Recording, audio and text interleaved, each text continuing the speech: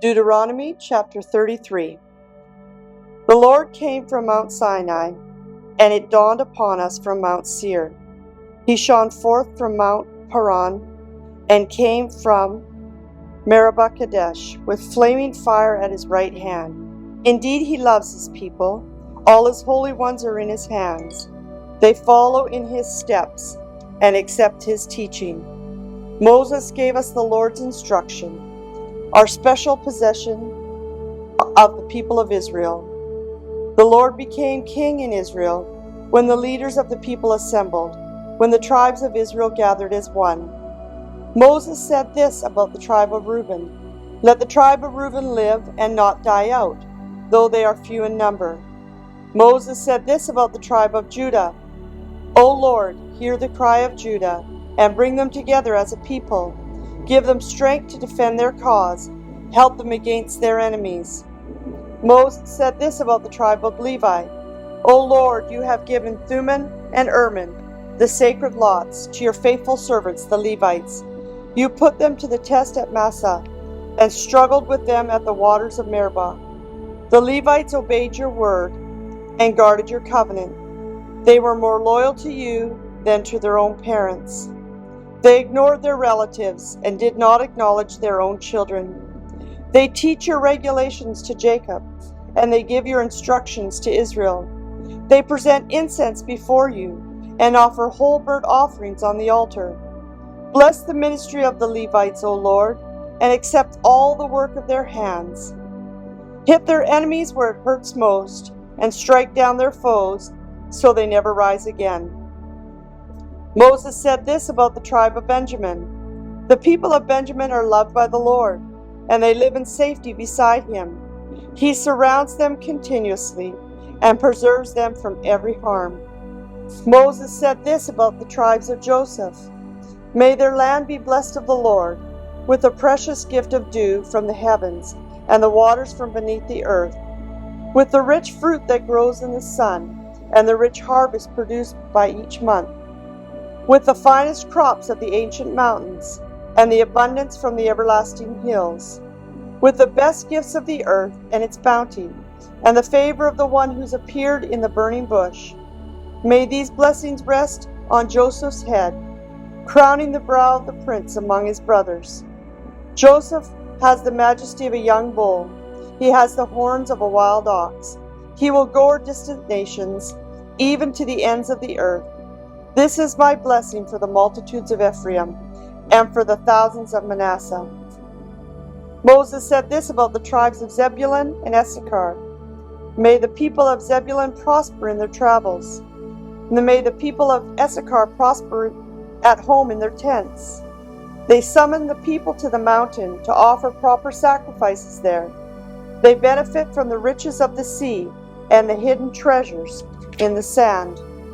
Moses said this about the tribe of Gad: "Blessed is the one who enlarges Gad's territory.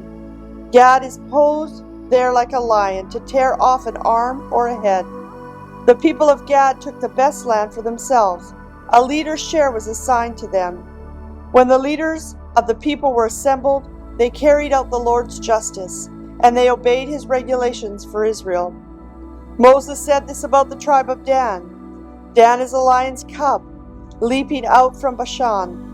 Moses said this about the tribe of Naphtali: "O Naphtali, you are rich in favor and full of the Lord's blessings. May you possess the west and the south."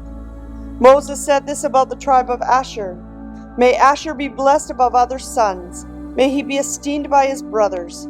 May he bathe his feet in olive oil. May the bolts of your gates be of iron and bronze. May you be secure all your days.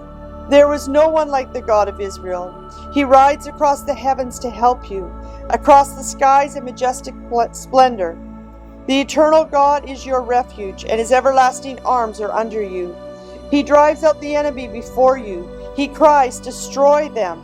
So Israel will live in safety, prosperous Jacob in security, in a land of grain and new wine, while the heavens drop down dew. How blessed are you, O Israel!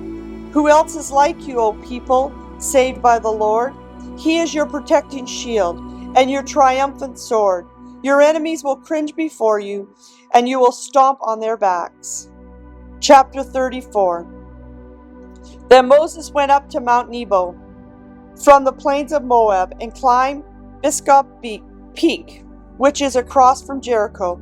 And the Lord showed him the whole land from Gilgad as far as Dan, all the land of Naphtali, the land of Ephraim and Manasseh, all the land of Judah, extending to the Mediterranean Sea, the Negev, the Jordan Valley with Jericho, the city of palms as far as Zoar.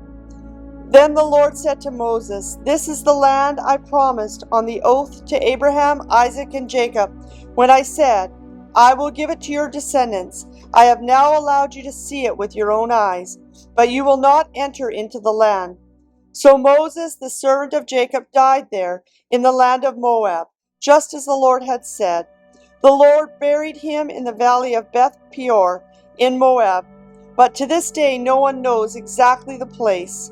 Moses was 120 years old when he died, yet his eyesight was clear and he was strong as ever. The people of Israel mourned for Moses on the plains of Moab for 30 days until the customary period of mourning was over. Now Joshua, son of Nun, was full of the spirit of wisdom, for Moses had laid his hands on him. So the people of Israel obeyed him, doing just as the Lord had commanded Moses. There was never been another prophet in Israel like Moses, whom the Lord knew face to face. The Lord sent him to perform all the miraculous signs and wonders in the land of Egypt against Pharaoh and all his servants and his entire land. With mighty power Moses performed terrifying acts in the sight of all of Israel. Joshua chapter 1. After the death of Moses, the Lord's servant, the Lord spoke to Joshua, son of Nun, Moses' assistant, and he said, Moses, my servant, is dead. Therefore the time has come for you to lead these people, the Israelites, across the Jordan River into the land I'm giving. I promised you what I promised Moses. Wherever you set your foot, you will be on the land that I have given you, from the Negev wilderness in the south to the Lebanon mountains in the north, from the Euphrates River in the east to the Mediterranean Sea in the west, including all the land of the Hittites. No one will be able to stand against you so long as you live, for I will be with you as I was with Moses. I will not fail you or abandon you. Be strong and courageous, for you are the one who will lead these people to possess all the land I have sworn to their ancestors I would give them. Be strong and very courageous. Be careful to obey all the instructions Moses gave you. Do not deviate from them, turning either to the right or to the left. Then you will be successful in everything you do. Study this book of instruction continually. Meditate on it day and night, so you will be sure to obey everything written in it. Only then will you prosper and succeed in all you do. This is my commandment. Be strong and be courageous. Do not be afraid or discouraged, for the Lord your God is with you wherever you go. Joshua then commanded the officers of Israel, Go through the camp and tell the people to get their provisions ready. In 3 days you will cross the Jordan River and take possession of the land the Lord your God is giving you. Then Joshua called together the tribes of Reuben, Gad, the half-tribe of Manasseh. He told them, Remember what Moses, the servant of the Lord, commanded you. The Lord your God is giving you a place of rest. He has given you this land. Your wives and children and livestock may remain here in the land Moses assigned to you, on the east side of the Jordan River. But your strong warriors, fully armed, must lead the other tribes across the Jordan to help them conquer their territory. Stay with them until the Lord gives them rest, as he has given you rest, and until they too possess the land the Lord your God is giving them. Only then may you return and settle there on the east side of the Jordan River, in the land that Moses, the servant of the Lord, assigned to you. They answered Joshua, We will do whatever you command us, and we will go wherever you send us. We will obey you just as we obeyed Moses. And may the Lord your God be with you as he was with Moses. and anyone who rebels against your orders and does not obey your words, and everything you command will be put to death. So be strong and courageous. Chapter 2. Then Joshua secretly sent out 2 spies from the Israelite camp at the Archaea Sea Road. He instructed them, scout out the land on the other side of the Jordan River, especially around Jericho. So the 2 men set out and came to the house of a prostitute named Rahab and stayed there that night. But someone told the king of Jericho, some Israelites have come here to spy out the land. So the king of Jericho sent orders to Rahab, bring out the men who have come into your house, for they've come here to spy out the whole land. Rahab had hidden the 2 men, but she replied, yes, the men were here earlier, but I didn't know where they were from. They left the town at dusk, as the gates were about to close. I don't know where they went. If you hurry, you can probably catch up with them. Actually, she had taken them up to the roof and hidden them beneath the bundles of flax that she had laid out. So the king's men went and looked for the spies along the road leading to the shallow crossings of the Jordan River. As soon as the king's men left, the gate of Jericho was shut. Before the spies went to sleep that night, Rahab went up on the roof to talk to them. I know the Lord has given you this land, she told them. We are all afraid of you. Everyone in the land is living in terror. For we have heard how the Lord made a dry path for you through the Red Sea when you left Egypt. And we know what you did at Sihon and Og, and the 2 Amorite kings of the East Jordan River, whose people you completely destroyed. No wonder our hearts have melted in fear. No one has the courage to fight after hearing such things. For the Lord your God is the supreme God of heaven, above and the earth below. Now swear to me by the Lord that you will be kind to me and my family, since I have helped you. Give me some guarantee that when Jericho is conquered, you will let me live along with my father and mother, my brothers and sisters, and all their families. We offer our own lives as a guarantee for your safety, the men agreed. If you don't betray us, we will keep our promise and be kind to you when the Lord gives us this land. Then, since Rahab's house was built into the town wall, she let them down by a rope through the window. Escape to the hill country, she told them. Hide there for 3 days from the men searching for you. Then, when they have returned, you can go your way. Before they left, the men told her, we will be bound by the oath we have taken only if you follow these instructions. When we come into the land, you will leave this scarlet rope hanging from the window through which you let us down, and all your family members, your father, mother, brothers, and all your relatives must be inside the house. If they go down into the street and are killed, it will not be our fault. But if anyone lays a hand on people inside this house, we will accept the responsibility for their death. If you betray us, however, we are not bound by this oath in any way. I accept your terms, she replied, and she sent them on their way, leaving the scarlet rope hanging from the window. The spies went up into the hill country and stayed there 3 days. The men who were chasing searched everywhere along the road, but they finally returned without success. Then the 2 spies came down from the hill country, crossed the Jordan River, and reported to Joshua all that had happened to them. The Lord has given us the whole land, they said, for all the people in the land are terrified of us. Chapter 3. Early the next morning, Joshua and all the Israelites left the Archaea Grove and arrived at the banks of the Jordan River, where they camped before crossing. 3 days later, the Israelite officers went through the camp, giving these instructions to the people.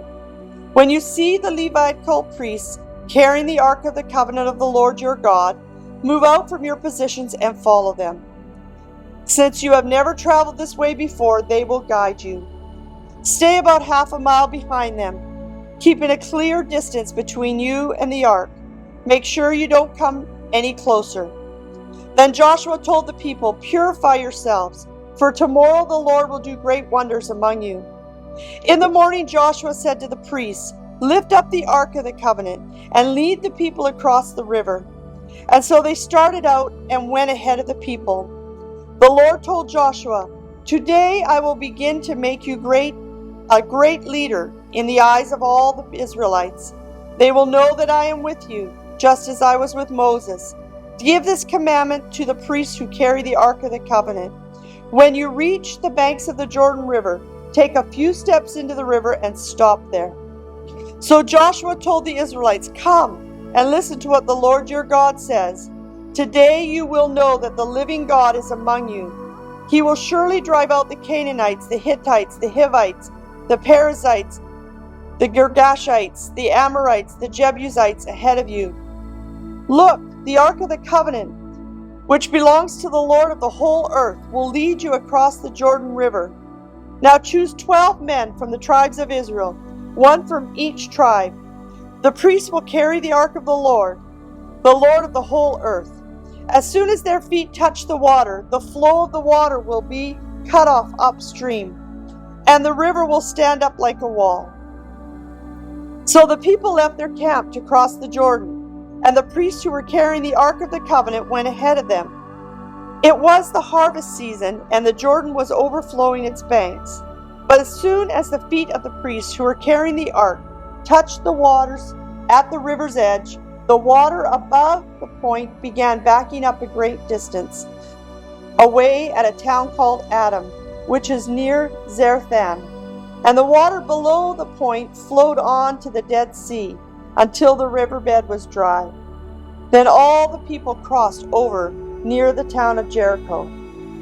Meanwhile, the priests who were carrying the Ark of the Lord's covenant stood on dry ground in the middle of the riverbed as the people passed, and they waited there until the whole nation of Israel had crossed the Jordan on dry ground. Chapter 4. When all the people had crossed the Jordan, the Lord said to Joshua, "Now choose 12 men, one from each tribe. Tell them, take 12 stones from the very place where the priests were standing in the middle of the Jordan. Carry them out and pile them up at the place where you will camp tonight." So Joshua called together the 12 men he had chosen, one from each of the tribes of Israel. He told them, "Go into the middle of the Jordan, in front of the ark of the Lord your God. Each of you must pick up one stone and carry it out on your shoulder, 12 stones in all, one for each of the 12 tribes of Israel. We will use these stones to build a memorial. In the future, your children will ask, 'What do these stones mean?' Then you can tell them, 'They remind us that the Jordan River stopped flowing when the Ark of the Lord's covenant went across.' These stones will stand as a memorial among the people of Israel forever."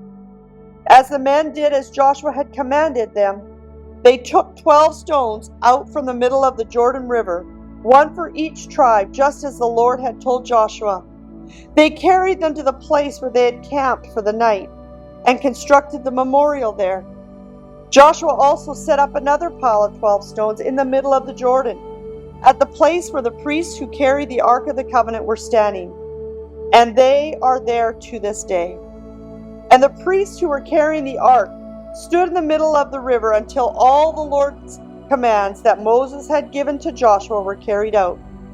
Meanwhile, the people hurried across the riverbed, and when everyone was safely on the other side, the priests crossed over with the ark of the Lord as the people watched. The armed warriors from the tribes of Reuben, Gad, and the half-tribe of Manasseh led the Israelites across the Jordan, just as Moses had directed. These armed men, about 40,000 strong, were ready to do battle, and the Lord was with them as they crossed over to the plains of Jericho. That day the Lord made Joshua a great leader in the eyes of all the Israelites, and for the rest of his life they revered him as much as they had Moses.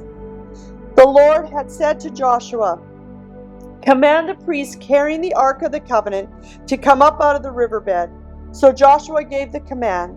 As soon as the priests carrying the Ark of the Lord's Covenant came up out of the riverbed, and their feet were on high ground, the water of the Jordan returned and overflowed its banks as before. The people crossed the Jordan on the 10th day of the first month. Then they camped at Gilgal, just east of Jericho. It was there at Gilgal that Joshua piled up the 12 stones taken from the Jordan River. Then Joshua said to the Israelites, "In the future, your children will ask, 'What do these stones mean?' Then you will tell them, 'This is where the Israelites had crossed the Jordan on dry ground. For the Lord your God dried up the river right before their eyes, and he kept it in dry ground until you were all across, just as he did at the Red Sea, when he dried it up until we had all crossed over. He did this so all the nations of the earth might know that the Lord's hand is powerful, and so you might fear the Lord your God forever."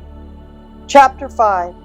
When all the Amorite kings west of the Jordan and all the Canaanite kings who lived along the Mediterranean coast heard how the Lord had dried up the Jordan River so that the people of Israel could cross, they lost heart and were paralyzed by fear. At that time the Lord told Joshua, "Make flint knives and circumcise this second generation of Israelites." So Joshua made flint knives and circumcised the entire male population of Israel at Gileth-Haraloth. And Joshua had to circumcise them because all the men who were old enough to fight in battle when they left Egypt had died in the wilderness. Those who left Egypt had all been circumcised, but none of those born after the Exodus during the years in the wilderness had been circumcised. The Israelites had traveled in the wilderness for 40 years until all the men who were old enough to fight in battle when they left Egypt had died. For when they disobeyed the Lord, and the Lord vowed he would not let them enter into the land he had sworn to give us, a land flowing with milk and honey. So Joshua circumcised their sons, those who had grown up to take their father's place, for they had not been circumcised on the way to the promised land. After all the males had been circumcised, they rested in the camp until they were healed. Then the Lord said to Joshua, "Today I have rolled away the shame of your slavery in Egypt." So that place has been called Gilgal to this day. All the Israelites were camped in Gilgal, on the plains of Jericho. They celebrated Passover on the evening of the 14th day of the first month. The very next day, as they began to eat unleavened bread and roasted grain harvest from the land, no manna appeared on the day that they first ate from the crops of the land, and has never been seen again. So from that time on, the Israelites ate from the crops of Canaan. When Joshua was near the town of Jericho, he looked up and saw a man standing in front of him with a sword in his hand. Joshua went up to him and demanded, "Are you friend or foe?" "Neither one," he replied. "I am the commander of the Lord's army." At this Joshua fell with his face to the ground in reverence. "I am at your command," Joshua said. "What do you want your servant to do?" The commander of the Lord's army replied, "Take off your sandals, for the place you are standing is holy." And Joshua did as he was told. Chapter 6. Now the gates of Jericho were tightly shut, because the people were afraid of the Israelites. No one was allowed to go in or out. But the Lord said to Joshua, "I have given you Jericho, its kings, and all its strong warriors. You and your fighting men should march around the town once a day for 6 days. 7 priests will walk ahead of the ark, each carrying a ram's horn. On the 7th day you are to march around the town 7 times, with the priests blowing the horns. When you hear the priests give one long blast on the ram's horn, have all the people shout as loud as they can. Then the walls of the town will collapse, and the people can charge straight into the town." So Joshua called together the priests and said, "Take up the ark of the Lord's covenant, and assign 7 priests to walk in front of it, each carrying a ram's horn." Then he gave orders to the people, "March around the town, and the armed men will lead the way in front of the ark of the Lord." After Joshua spoke to the people, the 7 priests with the ram's horns started marching in the presence of the Lord, blowing the horns as they marched, and the ark of the Lord's covenant followed behind them. Some of the armed men marched in front of the priests with the horns, and some behind the ark, with the priests continually blowing on the horns. "Do not shout, do not even talk," Joshua commanded. "Not a single word from any of you until I tell you to shout. Then shout." So the ark of the Lord was carried around the town, once that day, and then everyone returned to spend the night in the camp. Joshua got up early the next morning, and the priest again carried the ark of the Lord. The 7 priests with the ram's horn marched in front of the ark of the Lord, blowing their horns. And again the armed men marched both in front of the priests with the horns and behind the ark of the Lord. At this time the priests were blowing their horns. On the second day they marched around the town once and returned to the camp. They followed this pattern for 6 days. On the 7th day all the Israelites got up at dawn and marched around the town as they had done before. But this time they went around the town 7 times. The 7th time around, as the priests sounded the long blast on their horns, Joshua commanded the people, "Shout, for the Lord has given you the town. Jericho and everything in it must be completely destroyed as an offering to the Lord. Only Rahab the prostitute and the others in her house will be spared, for she protected our spies. Do not take any of the things set apart for the destruction, or you yourselves will be completely destroyed, and you will bring trouble on the camp of Israel. Everything made from silver, gold, bronze, or iron is sacred to the Lord, and must be brought into his treasury." When the people heard the sound of the ram's horn, they shouted as loud as they could. Suddenly the walls of Jericho collapsed, and the Israelites charged straight into the town and captured it. They completely destroyed everything in it with their swords, men and women, young and old, cattle, sheep, goats, and donkeys. Meanwhile Joshua said to the 2 spies, "Keep your promise. Go to the prostitute's house. Bring her out along with all of her family." The men who had been spies went in and brought out Rahab, her father, mother, brothers, and all the other relatives who were with her. They moved her whole family into a safe place near the camp of Israel. When the Israelites burned the town and everything in it, only the things made from silver, gold, bronze, or iron were kept for the treasury of the Lord's house. So Joshua spared Rahab the prostitute and her relatives who were hidden with her in the house, because she had hidden the spies Joshua had sent to Jericho, and she lives among the Israelites to this day. At that time Joshua invoked this curse: "May the curse of the Lord fall on anyone who tries to rebuild the town of Jericho. At the cost of his firstborn will he lay its foundation. At the cost of his youngest son will he set up his gates." So the Lord was with Joshua, and his reputation spread throughout the land. Chapter 7. But Israel violated the instructions about the things set apart for the Lord. A man named Achan had stolen some of the dedicated things, so the Lord was very angry with the Israelites. Achan was the son of Carmi, the descendant of Zimri, the son of Zerah, of the tribe of Judah. Joshua sent some of the men from Jericho to spy out the town of Ai, east of Bethel, near Bethaven. When they returned, they told Joshua, "There's no reason for all of us to go there. It won't take more than 2,000 or 3,000 men to attack Ai. Since there are so few of them, don't make all our people struggle to go up there." So approximately 3,000 warriors were sent, but they were soundly defeated. The men of Ai chased the Israelites from the town gate as far as the quarries, and they killed about 36 who were retreating from the slope. The Israelites were paralyzed with fear at this turn of events, and their courage melted away. Joshua and the elders of Israel tore their clothing in dismay, threw dust on their head, and bowed their face to the ground before the ark of the Lord until evening. Then Joshua cried out, "O sovereign Lord, why did you bring us across the Jordan River if you were going to let the Amorites kill us? If only we had been content to stay on the other side. Lord, what can I say now that Israel has fled from its enemies? For when the Canaanites and all the other people living in the land hear about it, they will surround us and wipe our name off the face of the earth. And then what will happen to the honor of your great name?" But the Lord said to Joshua, "Get up.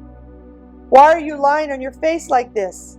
Israel has sinned and broken my covenant. They have stolen some of the things that I commanded should be set apart for me. And they have not only stolen them, but they have lied about it and hidden them among their own belongings. That is why the Israelites are running from before their enemies in defeat. For now Israel itself has been set apart for destruction. I will not remain with you any longer unless you destroy the things among you that were set apart for destruction. Get up, command the people to purify themselves in preparation for tomorrow. For this is what the Lord, the God of Israel, says. Hidden among you, O Israel, are things set apart for the Lord. You will never defeat your enemies until you remove these things from among you. In the morning you must present yourselves by tribes, and the Lord will point out the tribe to which the guilty man belongs. That tribe must come forward with all of its clans, and the Lord will point out the guilty clan. That clan will then come forward, and the Lord will point out the guilty family. Finally, each member of the guilty family must come forward, one by one.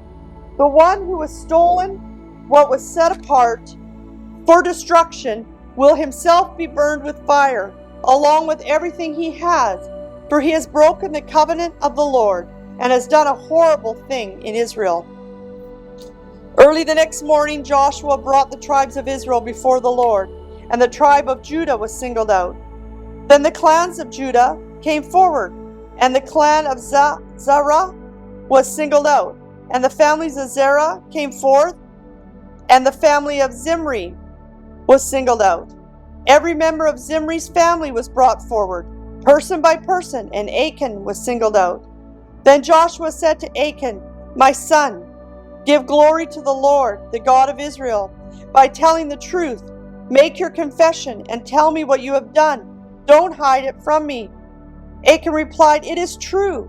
I have sinned against the Lord, the God of Israel. Among the plunder I saw a beautiful robe from Babylon, 200 silver coins, and a bar of gold weighing more than a pound. I wanted them so much that I took them. They are hidden in the ground beneath my tent, with the silver buried deeper than the rest." So Joshua sent some men to make a search.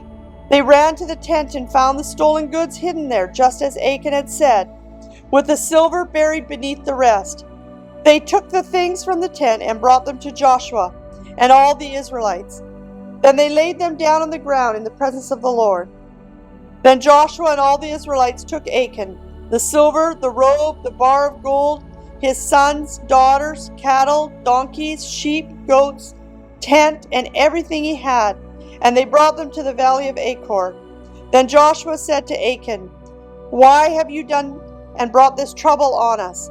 The Lord will now bring trouble on you."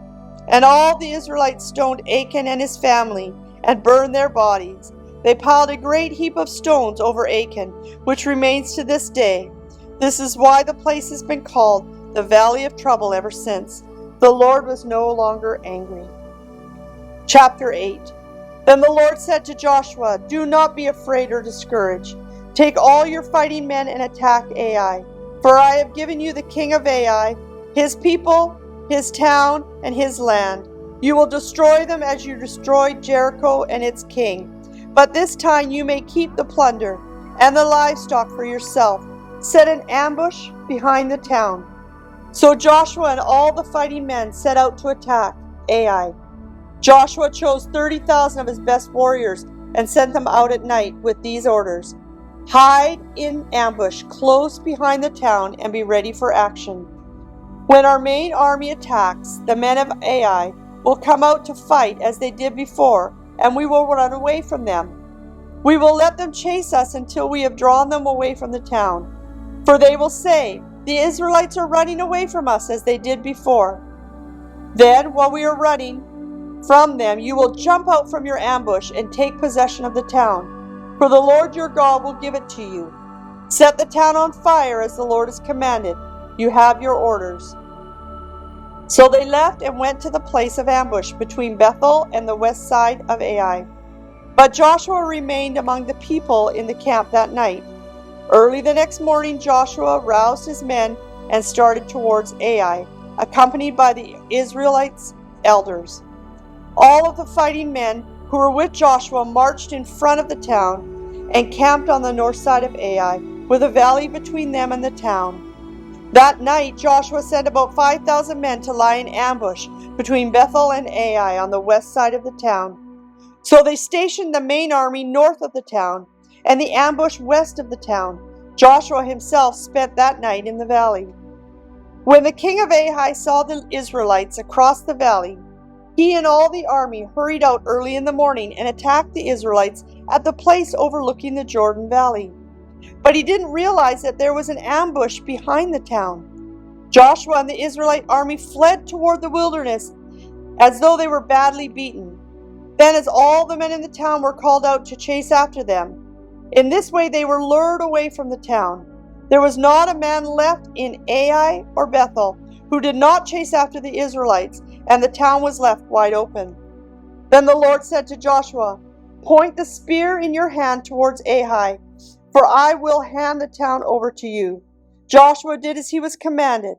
As soon as Joshua gave this signal, all the men in ambush jumped out from their position and poured into the town. They quickly captured it and set it on fire. When the men of Ai looked behind them, smoke from the town was filling the sky, and they had nowhere to go, for the Israelites who had fled in the direction of the wilderness now turned on their pursuers.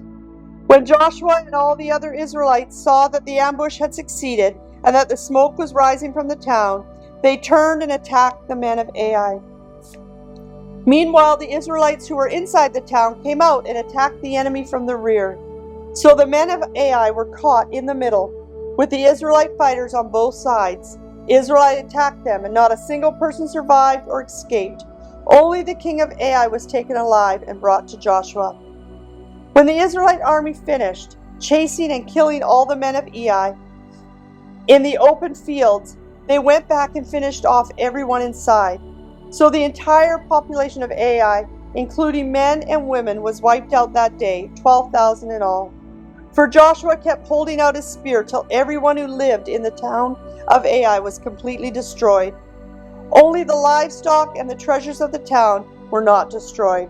For the Israelites kept these plunder for themselves, as the Lord had commanded Joshua. So Joshua burned the town of Ai, and it became a permanent mound of ruins, desolate to this very day. Joshua impaled the king of Ai on a sharpened pole and left him there until evening. At sunset, the Israelites took down the body, as Joshua commanded, and threw it in front of the town gate. They piled a great heap of stones over him that can still be seen today. Then Joshua built an altar to the Lord, the God of Israel, on Mount Ebal. He followed the commands that Moses the servant had written in the book of instruction. "Make me an altar from stones that are uncut and have not been shapen with iron tools." Then on the altar they presented burnt offerings and peace offerings to the Lord.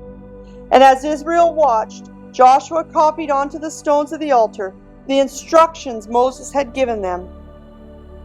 Then all the Israelites, foreigners and native-born alike, along with the elders, officers, and judge, were divided into two groups. One group stood in front of Mount Gerizim and the other in front of Mount Ebal.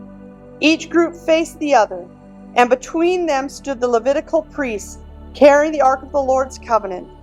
This was all done according to the commandments that Moses, the servant of the Lord, had previously given for the blessings of the Lord of the people of Israel. Joshua then read to them all the blessings and the curses Moses had written in the book of instruction. Every word of every command that Moses had ever given was read to the entire assembly of Israel, including the women and the children and the foreigners who lived among them. Chapter 9. Now all the kings west of the Jordan River heard what had happened.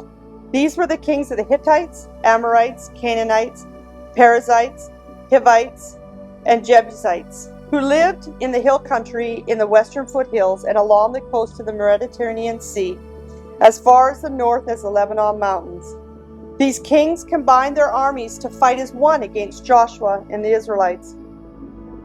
But when the people of Gibeon heard what Joshua had done to Jericho and Ai, they resorted to deception to save themselves. They sent ambassadors to Joshua, loading their donkeys with weathered saddlebags and old patched wineskins. They put on worn-out patched sandals and ragged clothes, and the bread they took with them was dry and moldy. When they arrived at the camp of Israel at Gilgal, they told Joshua and the men of Israel, "We have come from a distant land to ask you to make a peace treaty with us." The Israelites replied to these Hivites, "How do we know you don't live nearby? For if you do, we cannot make a treaty with you." They replied, "We are your servants." "But who are you?" Joshua demanded. "Where do you come from?" They answered, "Your servants have come from a very distant country. We have heard of the might of the Lord your God and all he did in Egypt. We have also heard what he did to the 2 Amorite kings east of the Jordan River, King Sihon of Heshbon and King Og of Bashan, who lived in Ashtaroth. So our elders and all our people instructed us, 'Take supplies for a long journey.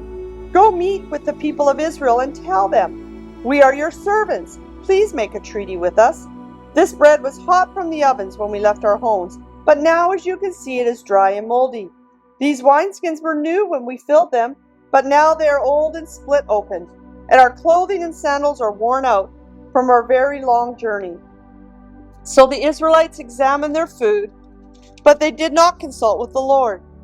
Then Joshua made a peace treaty with them and guaranteed their safety, and the leaders of the community ratified their agreement with a binding oath. 3 days after making the treaty, they learned that these people actually lived nearby. The Israelites set out once to investigate and reached their town in 3 days. The names of the towns were Gibeon,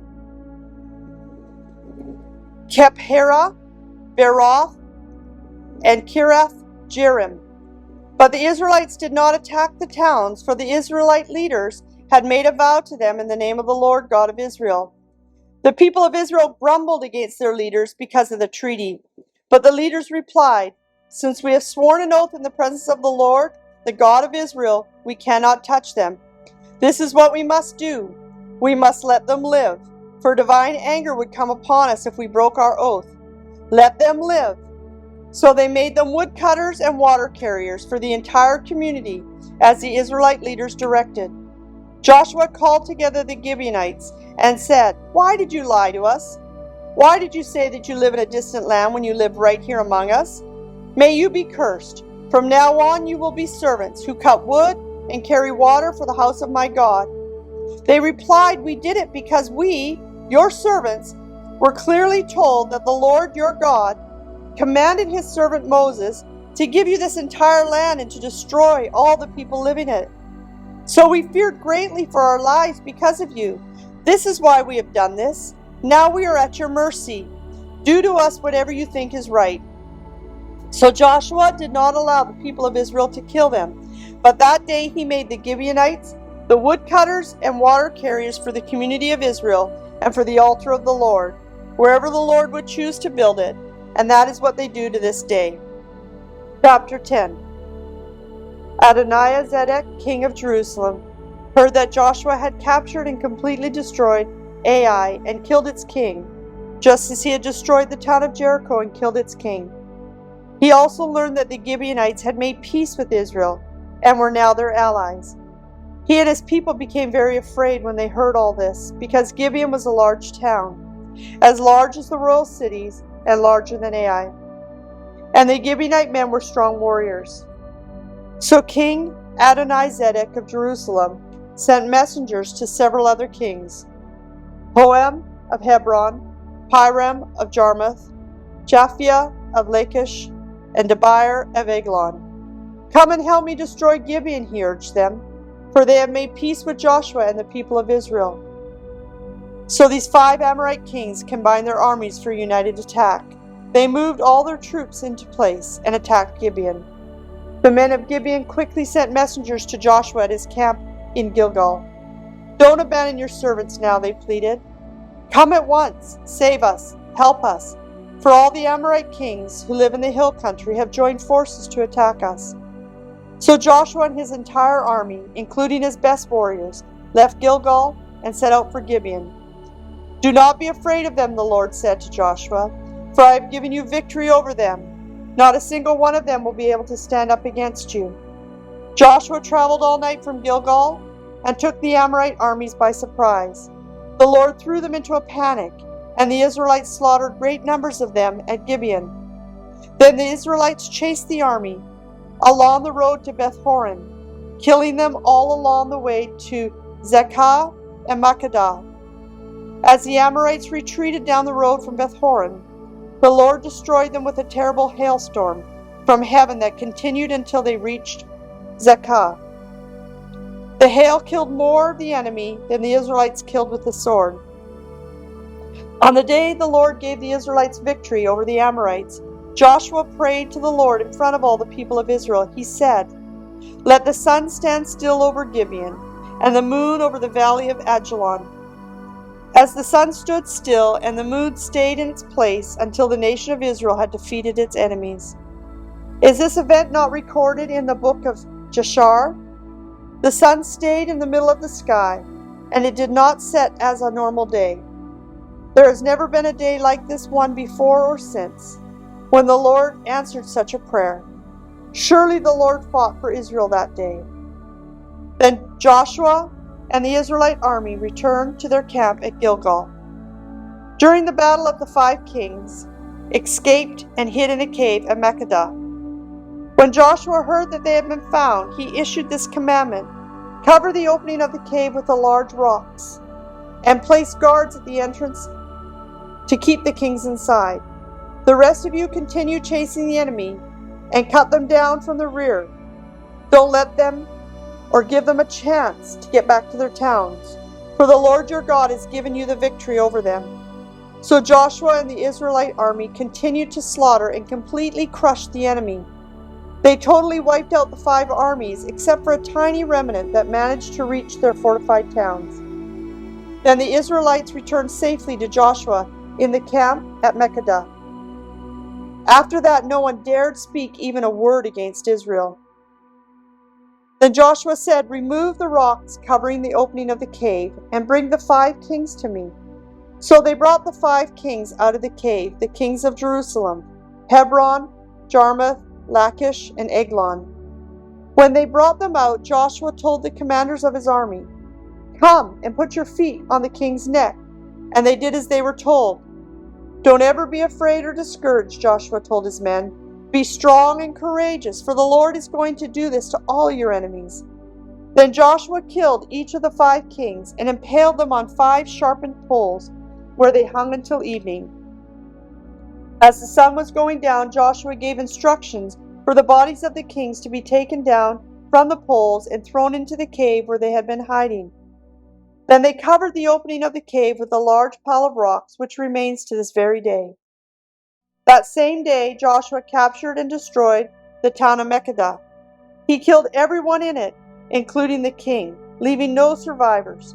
He destroyed them all, and he killed the king of Makkedah, just as he had killed the king of Jericho. Then Joshua and the Israelites went to Libnah and attacked it. There too, the Lord gave them the town and its king. He killed everyone in it, leaving no survivors. Then Joshua killed the king of Libnah, as he had killed the king of Jericho. From Libnah, Joshua and the Israelites went to Lachish and attacked it. Here again the Lord gave them Lachish. Joshua took it on the 2nd day and killed everyone in it, just as he had done at Libnah. During the attack on Lachish, the king of Horim of Gezer arrived with his army to help defend the town. But Joshua's men killed him and his army, leaving no survivors. Then Joshua and the Israelite army went on to Eglon and attacked it. They captured it that day and killed everyone in it. He completely destroyed everyone, just as he had done at Lachish. From Eglon, Joshua and the Israelite army went up to Hebron and attacked it. They captured the town and killed everyone in it, including its king, leaving no survivors. They did the same thing to all of its surrounding villages. And just as he had done at Eglon, he completely destroyed the entire population. Then Joshua and the Israelites returned back and attacked Debir. He captured the town and its king and all of its surrounding villages. He completely destroyed everyone in it, leaving no survivors. He did to Debir and its king just as what he had done to Hebron and Libnah and its king. So Joshua conquered the whole region, the kings and all the people of the hill country, Negev and the western foothills, and the mountain slopes. He completely destroyed everyone in the land, leaving no survivors, just as the Lord, the God of Israel, had commanded. Joshua slaughtered them from Kadesh Barnea to Gaza, and from the region around the town of Goshen up to Gibeon. Joshua captured or conquered all of these kings and their land in a single campaign for the Lord. The God of Israel was fighting for his people. Then Joshua and the Israelite army returned to their camp at Gilgal. Chapter 11. When King Japin of Hazor heard that what had happened, he sent messengers to the following king: King Joab of Madon, the king of Shimron, the king of Akshapha, all the kings of the North Hill country, the kings in the Jordan Valley south of Galilee, the kings in the Galilean foothills, the kings in Naphtoth Dor on the west, the kings of Canaan, both on the east and the west, the kings of the Amorite, the Hittites, and the Perizzites, the Jebusites in the hill country, and the Hivites in the towns on the slopes of Mount Hermon in the land of Mizpah. All these kings came out to fight. Their combined armies formed a vast horde, and with all their horses and chariots they covered the landscape like sand on the seashore. The kings joined the forces and established their camp around the water near Merom to fight Israel. Then the Lord said to Joshua, "Do not be afraid of them. By this time tomorrow I will hand all of them over to Israel as dead men. Then you must cripple their horses and burn their chariots." So Joshua and all his fighting men traveled to the water near Merom and attacked suddenly, and the Lord gave them victory over their enemies. The Israelites chased them as far as the greater Sidon and Misrephoth Maim, and eastward to the valley of Mizpah, until not one enemy warrior was left alive. Then Joshua crippled the horses and burned all the chariots, as the Lord had instructed. Joshua then turned back and captured Hazor and killed its king. Hazor had at one time been the capital of all these kingdoms. The Israelites completely destroyed every living thing in the city, leaving no survivors. Not a single person was spared. And then Joshua burned the city. Joshua slaughtered all the other kings and their people, completely destroying them, just as Moses, the servant of the Lord, had commanded. But the Israelites did not burn any of the towns built on mounds, except Hazor, which Joshua burned. And the Israelites took all the plunder and livestock of the ravaged towns for themselves, but they killed all the people, leaving no survivors. As the Lord had commanded his servant Moses, so Moses commanded Joshua. And Joshua did as he was told, carefully obeying all the commands the Lord had given Moses. So Joshua conquered the entire region, the hill country, the entire Negev, the whole area surrounding the town of Goshen, the western foothills, the Jordan Valley, the mountains of Israel, and the Galilean foothills. The Israelite territory now extended all the way from Mount Halak, which leads up to Seir in the south, as far as the north in Baal-Gad, at the foot of the Mount Hermon, in the valley of Lebanon. Joshua killed all the kings of those territories, waging war for a long time to accomplish this. No one in this region made peace with the Israelites except the Hivites of Gibeon. All the others were defeated, for the Lord had hardened their hearts and caused them to fight the Israelites. So they were completely destroyed without mercy, as the Lord had commanded Moses. During this period, Joshua destroyed all the descendants of Anak, who lived in the hill country of Hebron, Debir, and Anab, and the entire hill country of Judah and Israel. He killed them all, completely destroyed their towns. None of the descendants of Anak were left in all of the land of Israel, though some still remained in Gaza, Gath, and Ashdod. So Joshua took control of the entire land, just as the Lord had instructed Moses. He gave it to the people of Israel as their special possession, dividing the land among the tribes, so that the land finally had rest from war. Chapter 12. These are the kings of the east of Jordan River, who had been killed by the Israelites and whose land was taken. Their territory extended from the Arnon Gorge to Mount Hermon, and included all the land east of the Jordan Valley. King Sihon of the Amorites, who lived in Heshbon, was defeated. His kingdom included Ar, on the edge of the Arnon Gorge and extended from the middle of the Arnon Gorge to the Jabbok River, which serves as a border for the Ammonites.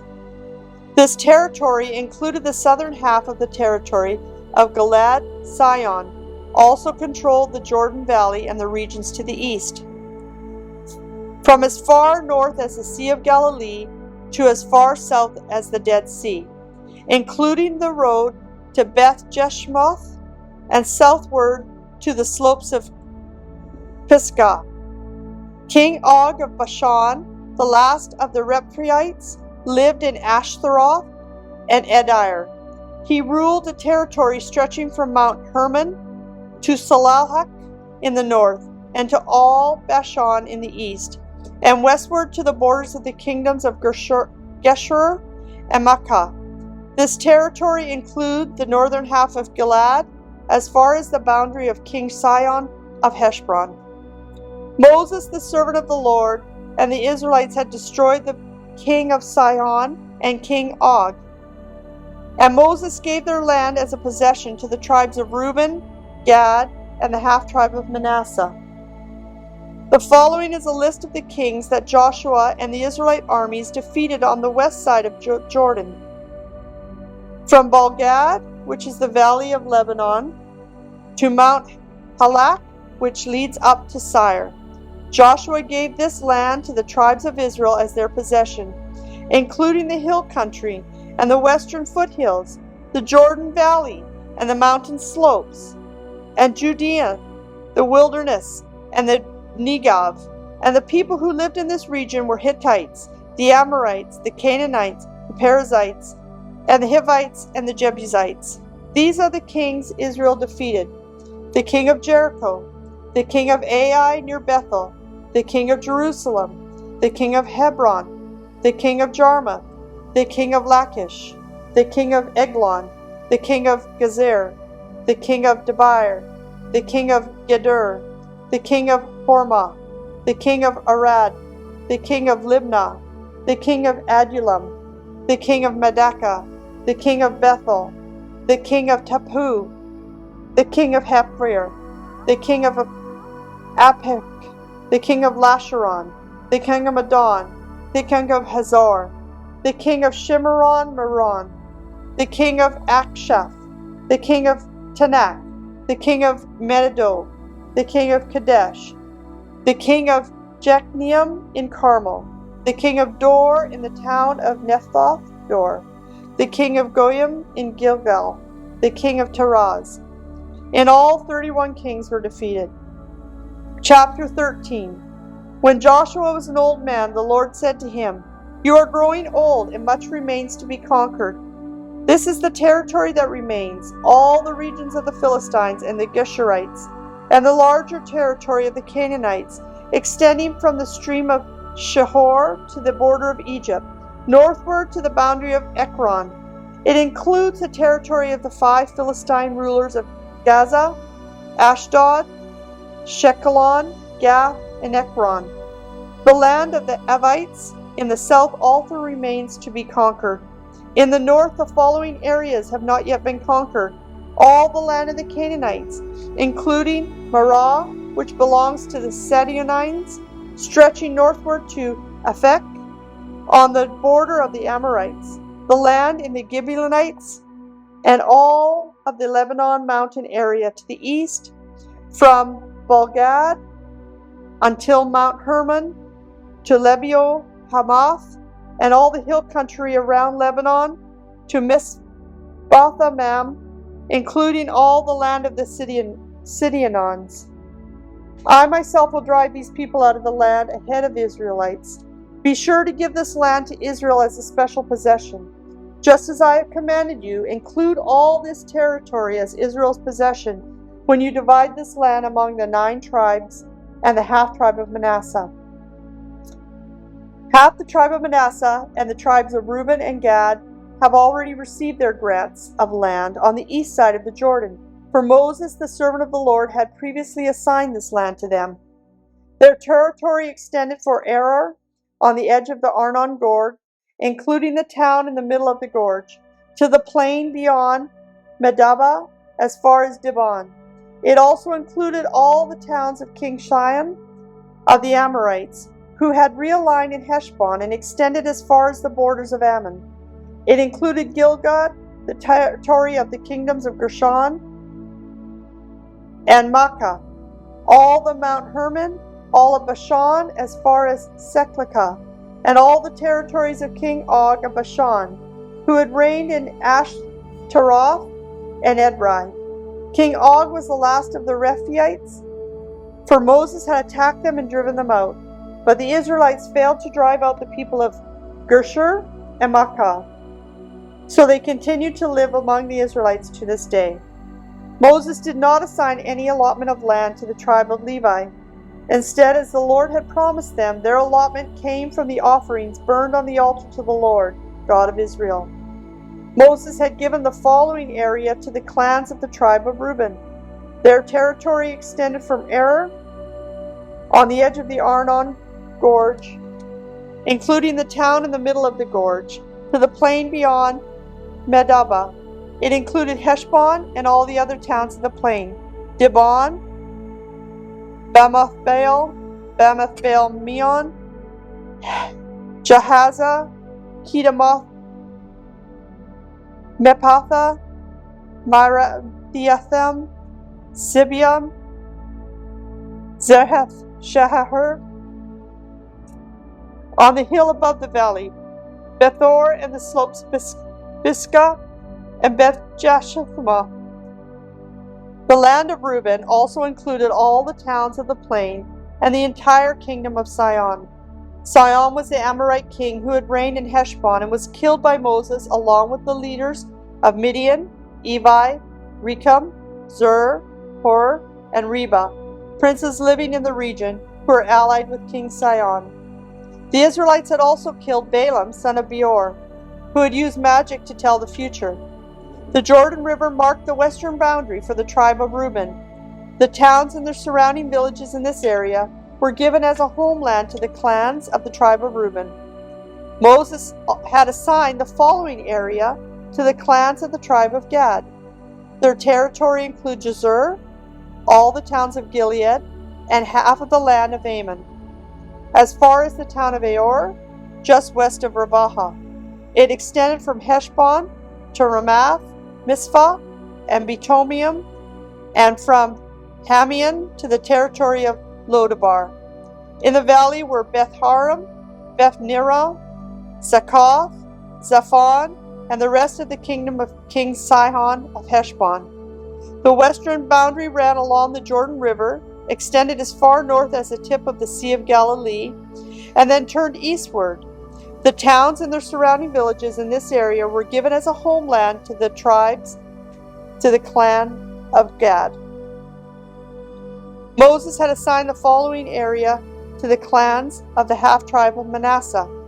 Their territory extended from Mahamiah, included all of Bashan, all of the former kingdom of King Og, and the 60 towns of Jar and Bashan. It also included half of Gilead and King Og's royal cities of Asheroth and Edrei. All of this was given to the clans of the descendants of Machir, who was Manasseh's son. These are the allotments of Moses had made while he was on the plains of Moab, across from the Jordan River, east of Jericho. But Moses gave no allotment of land to the tribe of Levi, for the Lord, the God of Israel, had promised that he himself would be their allotment. Chapter 14.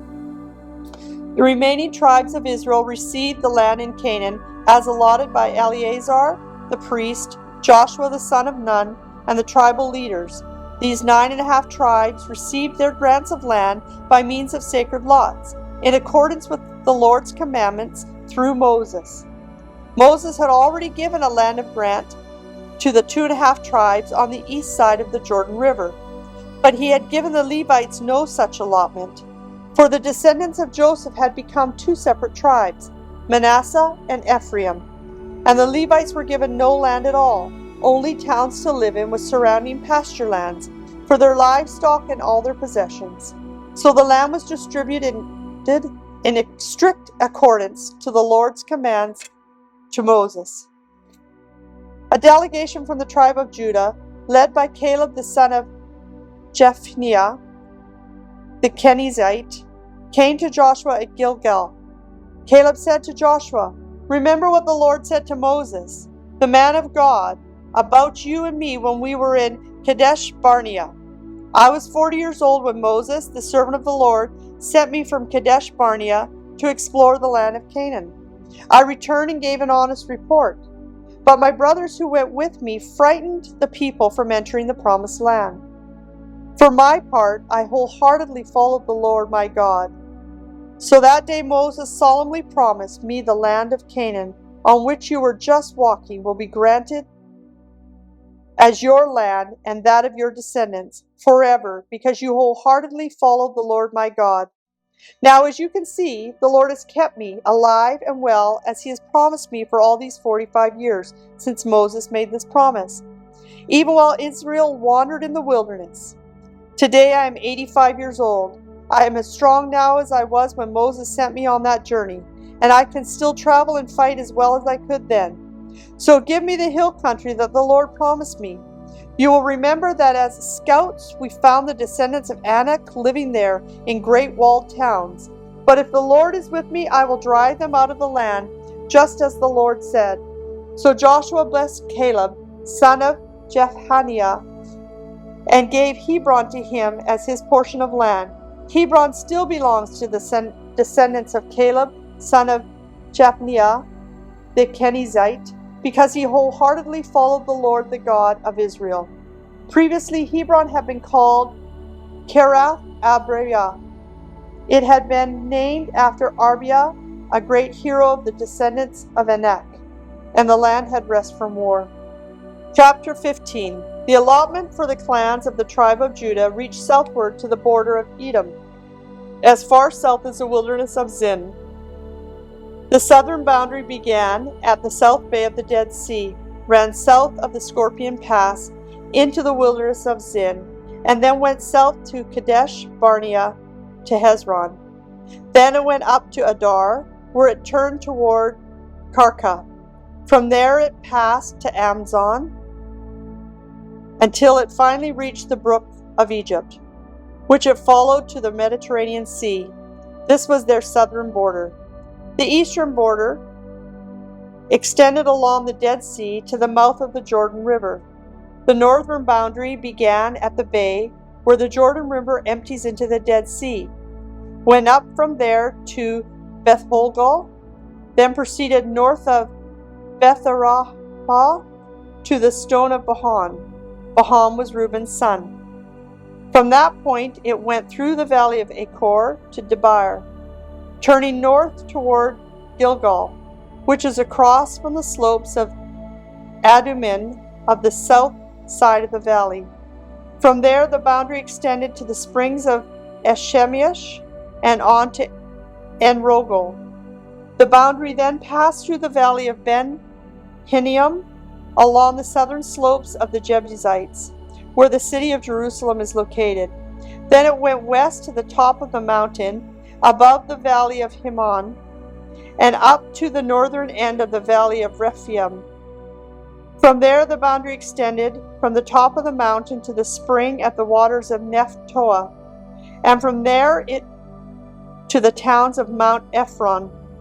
Then it turned toward Bahalal, which is Kereth Jearim.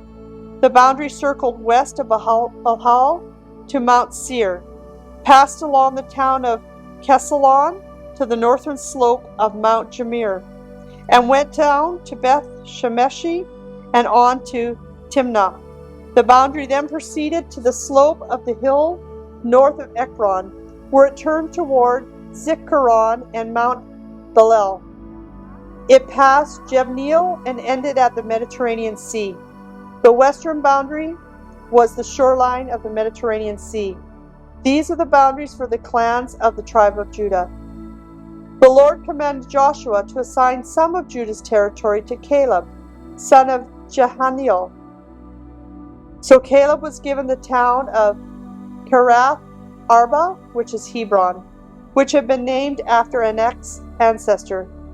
Caleb drove out 3 groups of Anakites, the descendants of Shishaiah, Himan, and Telmiah, the sons of Anak. From there he went to fight against the people living in the town of Debir, formerly called Kiriath-Sepher. Caleb said, I will give my daughter Akshah in marriage to one who attacks and captures Kiriath-Sepher. Othniel, the son of Caleb's brother Kenaz, was the one who conquered it. So Akshah became Othniel's wife. When Askah married Othniel, she urged him to ask her father for a field. So she got down off her donkey. Caleb asked her, What's the matter? She said, Give me another gift. You have already given me the land in Negev. Now please give me springs of water too. So Caleb gave her the upper and the lower springs. This was the homeland allocated to the clans of the tribe of Judah. The towns of Judah situated along the borders of Edom in the extreme south were Kabzeel, Eder, Ugur, Kinha, Dimoana, Abdiah, Kadesh, Hazor, Ithana, Sif, Telium, Belath, Hazor Hadath, Rehoth Hazori, which is Hazor, Aman, Shema, Moladah, Zahar Gadiah, Heshmon, Peth-Pelet, Hazar Sheol, Bir-Shadiah, Bizhoath, Belha, Ayim, Ezam, Altoda, Kasil, Horam, Ziklag, Madanaha, Sansahana, Labioth, Shiliam, Aon, and Rimmon, 29 towns with their surrounding villages. The following towns were situated in the western foothills, were also given to Judah: Ashtola, Zorah, Ashnaha, Zanoah, Engamniah, Tappuah, Enam, Jarmuth, Adullam, Soko, Asarkah, Shaharim, Adiathim, Gaderah, Gedor, Othiam, 14 towns with their surrounding villages.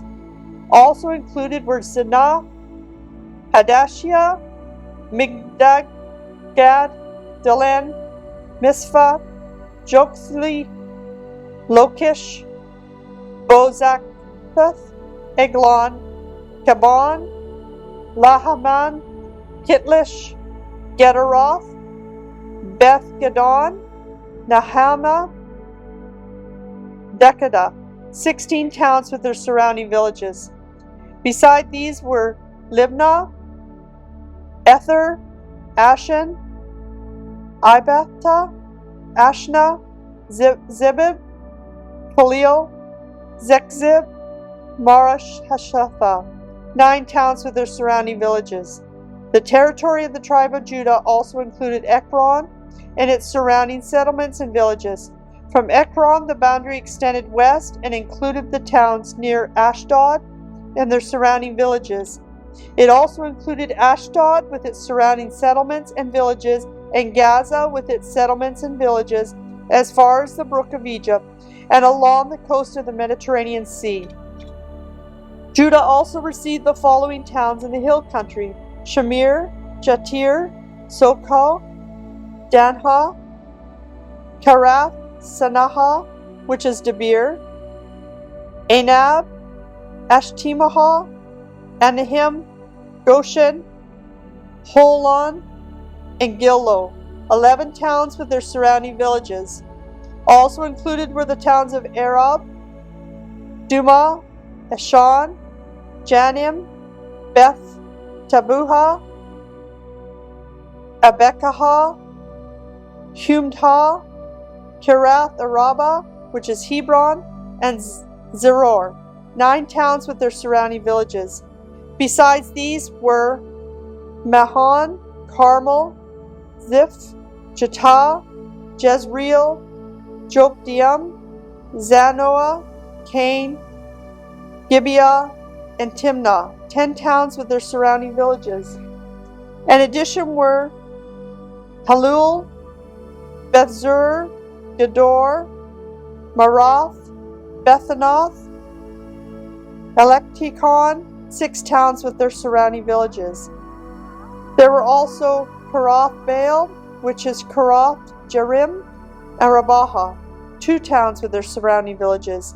In the wilderness were the towns of Beth Arabah, Midin, Zekahkah, Zibashan, the city of Salt, and En-Gedi, 6 cities with their surrounding villages. But the tribe of Judah could not drive out the Jebusites, who lived in the city of Jerusalem. So the Jebusites lived there among the people of Judah to this day. Chapter 16. The allotment for the descendants of Joseph extended from the Jordan River near Jericho, east of the springs of Jericho, through the wilderness and into the hill country of Bethel. Bethel, that is Luz, it ran over the Ataroth in the territory of the Arkites. Then it descended westward to the territory of the Jephulites, as far as lower Beth Horon, then to Gezer and over to the Mediterranean Sea. This was the homeland allocated to the families of Joseph's sons, Manasseh and Ephraim. The following territory was given to the clans of the tribe of Ephraim. The boundary of their homeland began at Ataroth Adar in the east. From there it ran to the upper Beth Horon, then on to the Mediterranean Sea. From Metharath on the north, and the boundary curved eastward past Tanath Shiloh to the east of Janoah. From Janoah it turned southward to Ataroth and Naraha, touched Jericho, and ended at the Jordan River. From Tabuhu, the boundary extended westward, following the Kana ravine to the Mediterranean Sea. This is the homeland allocated to the clans of the tribe of Ephraim. In addition, some towns with their surrounding villages in the territory were allocated to the half-tribe of Manasseh, were set aside for the tribe of Ephraim. They did not drive out the Canaanites from Gezer, however, so the people of Gezer lived as slaves among the people of Ephraim to this day. The next allotment of land was given to the half-tribe of Manasseh, the descendants of Joseph's older son Machir. The firstborn son of Manasseh was the father of Gilead. Because his descendants were expired soldiers, the regions of Gilead and Bashan on the east side of the Jordan had already been given to them. So the allotment on the west side of the Jordan was for the remaining families within the clans of the tribe of Manasseh: Abizur, Helek, Asriel, Shechem, Hepher, and Shemediah. These clans represented the male descendants of Manasseh's son Joseph. However, Zelophehad, a descendant of Hepher, son of Gilead, son of Machir, son of Manasseh, had no sons. He only had daughters, whose names were Mahalalel, Noah, Hoglah, Milcah, and Ziphrah. These women came to Eleazar the priest, son of Nun, and called the Israelite leaders and said, "The Lord commanded Moses to give us a grant of land among the men of our tribe." So Joshua gave them a grant of land along with their uncles, as the Lord had commanded. As a result, Manasseh's total allocation came to 10 parcels of land, in addition to the land of Gilead and Bashan, across the Jordan River. Because the female descendants of Manasseh received a grant of land along with the male descendants. The land of Gilead given to the rest of the male descendants of Manasseh.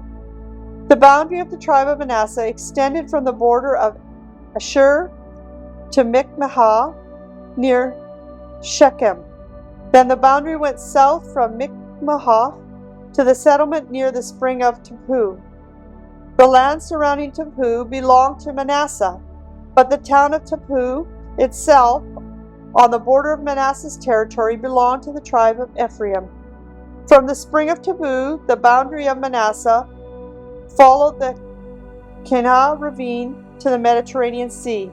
Several towns south of the ravine were inside Manasseh's territory, but they actually belonged to the tribe of Ephraim. In general, however, the land south of the ravine belonged to Ephraim. The land north of the ravine belonged to Manasseh, and Manasseh's boundary ran along the northern side of the ravine and ended at the Mediterranean Sea. North of Manasseh was the territory of Asher, and to the east was the territory of Issachar. The following towns within the territory of Issachar and Asher, however, belonged to Manasseh: Bethshan, Ibleam, Dor, that is Naphorthdor, Endor, Tanhak, and Megiddo, each of their surrounding settlements. The descendants of Joseph came to Joshua and asked, "Why have you given us only one portion of land as our homeland, when the Lord has blessed us with so many people?" Joshua replied, "If there are so many of you, and if the hill country of Ephraim is not large enough for you, clear out land for yourselves in the forest where the Perizzites and the Rephaites live."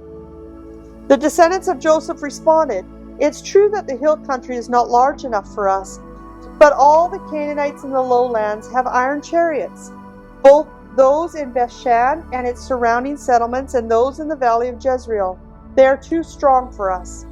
Then Joshua said to the tribes of Ephraim and Manasseh, the descendants of Joseph, "Since you are so large and strong, you will be given more than one portion. The forests of the hill country will be yours as well. Clear as much of the land as you wish and take possession of its farthest corners. And you will drive out the Canaanites from the valley, too, even though they are strong and have iron chariots." Chapter 18. Now that the land was under Israelite control, and the entire community of Israel gathered at Shiloh and set up the tabernacle, but there remained 7 tribes who had not yet been allotted their grants of land. Then Joshua said to them, "How long are you going to wait before taking possession of the remaining land the Lord, the God of your ancestors, has given to you? Select 3 men from each tribe, and I will send them out to explore the land and map it out. They will then return to me with a written report of their proposed divisions of their new homeland. Let them divide the land into 7 sections, excluding Judah's territory in the south and Joseph's territory in the north. And when you record the 7 divisions of the land and bring them to me, I will cast sacred lots in the presence of the Lord our God to assign land to each tribe. The Levites, however, will not receive any allotment of land. Their role as priests of the Lord is their allotment. And the tribes of Gad, Reuben, and the half-tribe of Manasseh won't receive any more land, for they have already received their grant of land, which Moses, the servant of the Lord, gave them on the east side of the Jordan River." As the men started on their way to map out the land, Joshua commanded them, "Go and explore the land and write a description of it. Then return to me, and I will assign the land to the tribes by casting sacred lots here in the presence of the Lord at Shiloh."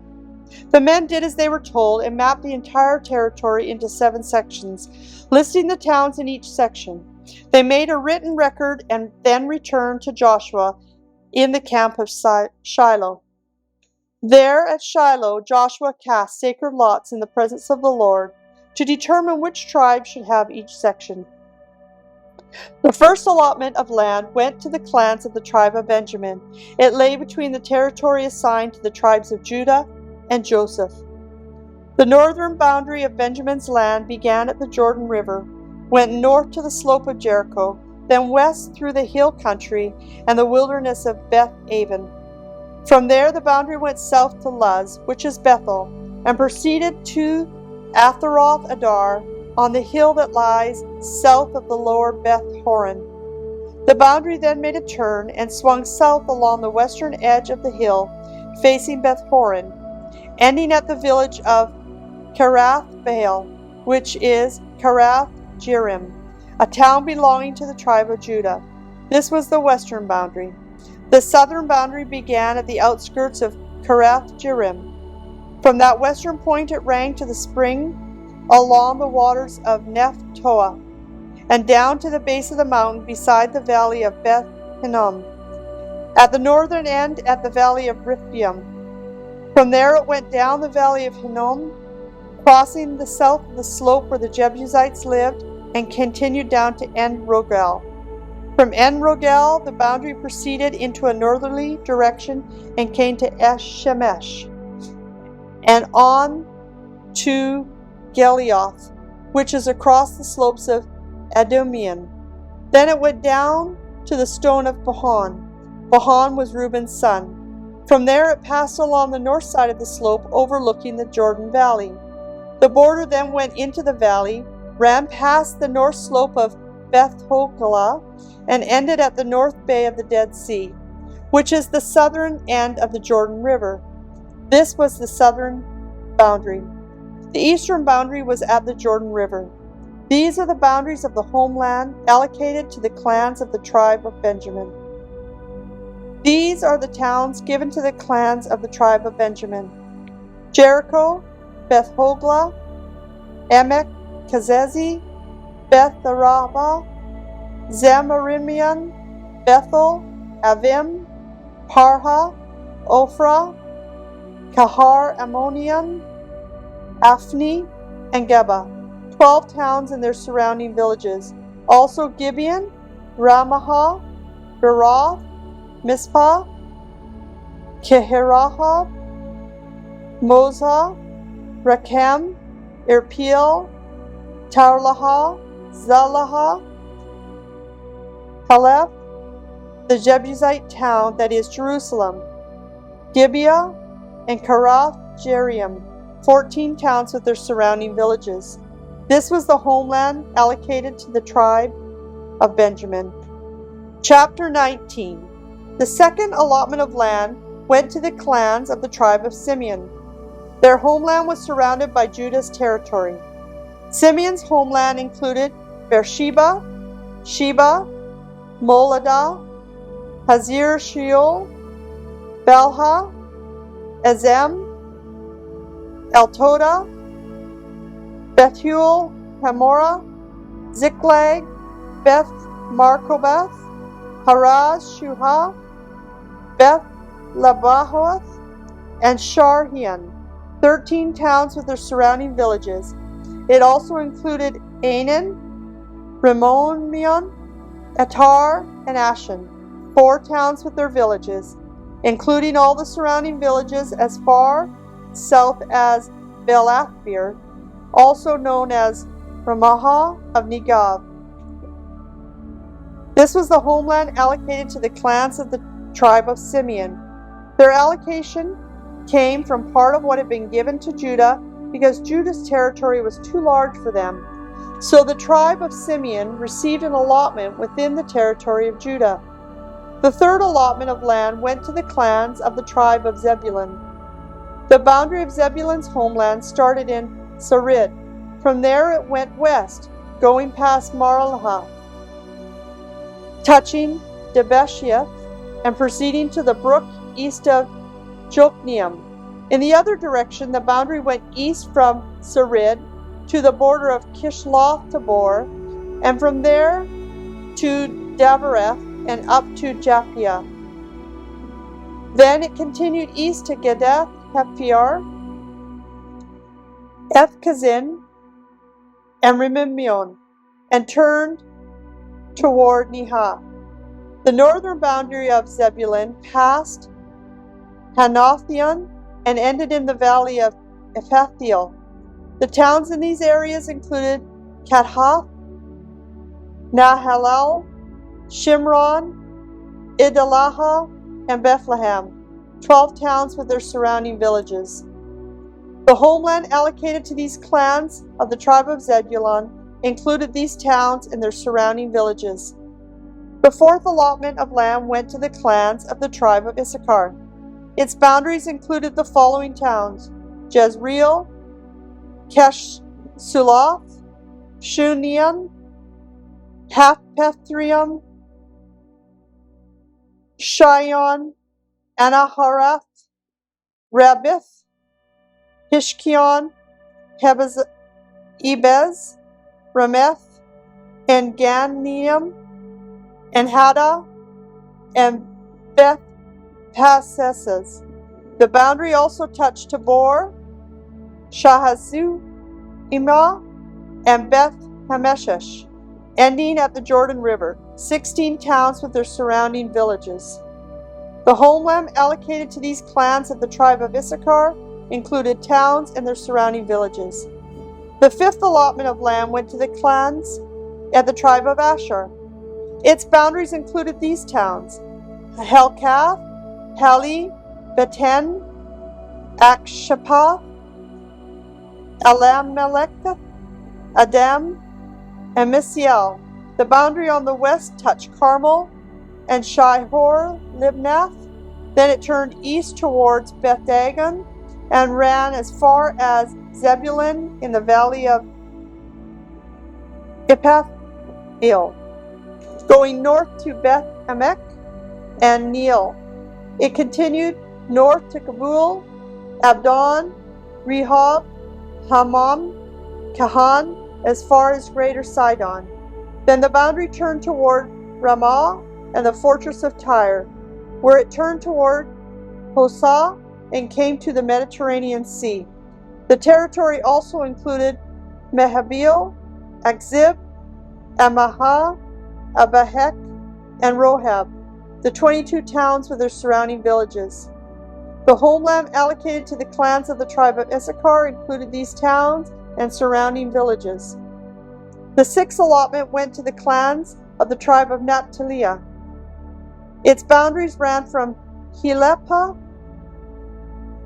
from the oak at Zan Aminium, and extended across Adamiah, Nekeb, Nabneel, and as far as Lacham, ending at the Jordan River. The western boundary ran past Aznoth Tabor, then went to Akkakuk, and touched the border of Zebulun in the south, the border of Asher on the west, and the Jordan River on the east. The fortified towns included this territory were Zidum, Zer, Hamath, Rakath, Kinnerath, Adahem, Rahem, Azor, Kadesh, Adriel, and Hazor, Yaron, Midalel, Horium, Beth Anath, and Beth Shechmesh, 19 towns with their surrounding villages. The homeland allocated to the clans of the tribe of Naphtali included these towns and the surrounding villages. The seventh allotment of land went to the tribe of Dan. The land allotted as their homeland included the following towns: Zorah, Eshtaol, Arshameth, Za'el-Abian, Ajalon, Athalah, Elon, Timnah, Ekron, Eltikah, Gibeonoth, Baalath, Jedah, Benek Barak, Gamath Rimmon, Mejakon, Rakon, and the territory across from Joppa. But the tribe of Dan had trouble taking possession of their land, so they attacked the town of Laish. They captured it and slaughtered its people and settled there, and renamed the town Dan after their ancestor. The homeland allocated to the clans of the tribe of Dan included these towns and their surrounding areas. After all the land was divided among the tribes, the Israelites gave a piece of the land to Joshua as his allocation, for the Lord had said he could have any town he wanted. He chose Timnath-Serah in the hill country of Ephraim. He rebuilt the town and lived there. These are the territories that Eleazar the priest, Joshua the son of Nun, and the tribal leaders allocated as grants of land to the tribes of Israel by casting sacred lots in the presence of the Lord at the entrance of the tabernacle at Shiloh. So the division of the land was complete. Chapter 20. The Lord said to Joshua, "Now tell the Israelites to designate the cities of refuge as I instructed Moses. Anyone who kills another person accidentally or unintentionally can run to one of these cities. They will be places of refuge from relatives seeking revenge for the person who was killed. Upon reaching one of these cities, the one who caused the death will appear before the elders at the gate and present his case. They must allow him to enter the city and give him a place to live among them. If the relatives of the victims come to avenge the killing, the leaders must not release the slayer to them, for he killed the other person unintentionally and without previous hostility. But the slayer must stay in that city and be tried by the local assembly, which will render a judgment, and he must continue to live in that city until the death of the high priest who was in the office at the time of the accident. After that, he is free to return to his own home in the town from which he fled. The following cities were designated as cities of refuge: Kadesh of Galilee, in the hill country of Naphtali; Shechem, in the hill country of Ephraim; Kiriath Arba, that is Hebron, in the hill country of Judah. On the east side of the Jordan River, across from Jericho, the following cities were designated: Bezir, in the wilderness plain of the tribe of Reuben; Ramoth in Gilead, in the territory of the tribe of Gad; and Golan and Bashan, in the land of the tribe of Manasseh. These cities were set apart for all Israelites, as well as any foreigners living among them. Anyone who accidentally killed another person could take refuge in one of these cities. In this way, they could escape being killed in revenge prior to standing trial before the local assembly. Chapter 21. Then the leaders of the tribe of Levi came to consult with Eleazar the priest and Joshua the son of Nun and the leaders of the other tribes of Israel. They came to them at Shiloh in the land of Canaan and said, "The Lord commanded Moses to give us towns to live in and pastures for our livestock."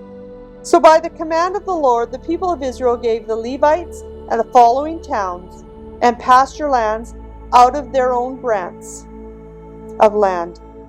The descendants of Aaron, who were members of the Kohathite clan within the tribe of Levi, were allocated 13 towns that were originally assigned to the tribes of Judah, Simeon, and Benjamin. The other families of the Kohathite clan allotted 10 towns from the tribe of Ephraim, Dan, and the half-tribe of Manasseh. The clan of Gershon was allocated 13 towns from the tribes of Issachar, Asher, Naphtali, and the half-tribe of Manasseh in Bashan. The clan of Merari was allocated 12 towns from the tribes of Reuben, Gad, and Zebulun. So the Israelites obeyed the Lord's command to Moses and assigned these towns and pasture lands to the Levites by casting sacred lots. The Israelites gave the following towns from the tribes of Judah and Simeon to the descendants of Aaron, who were members of the Kohathite clan within the tribe of Levi, since the sacred lot fell to them first: Kiriath Arba, which is Hebron, in the hill country of Judah, along with its surrounding pasture lands. Arba was an ancestor of Anak. But the open fields beyond the town and the surrounding villages were given to Caleb, son of Jephunneh, for his possession.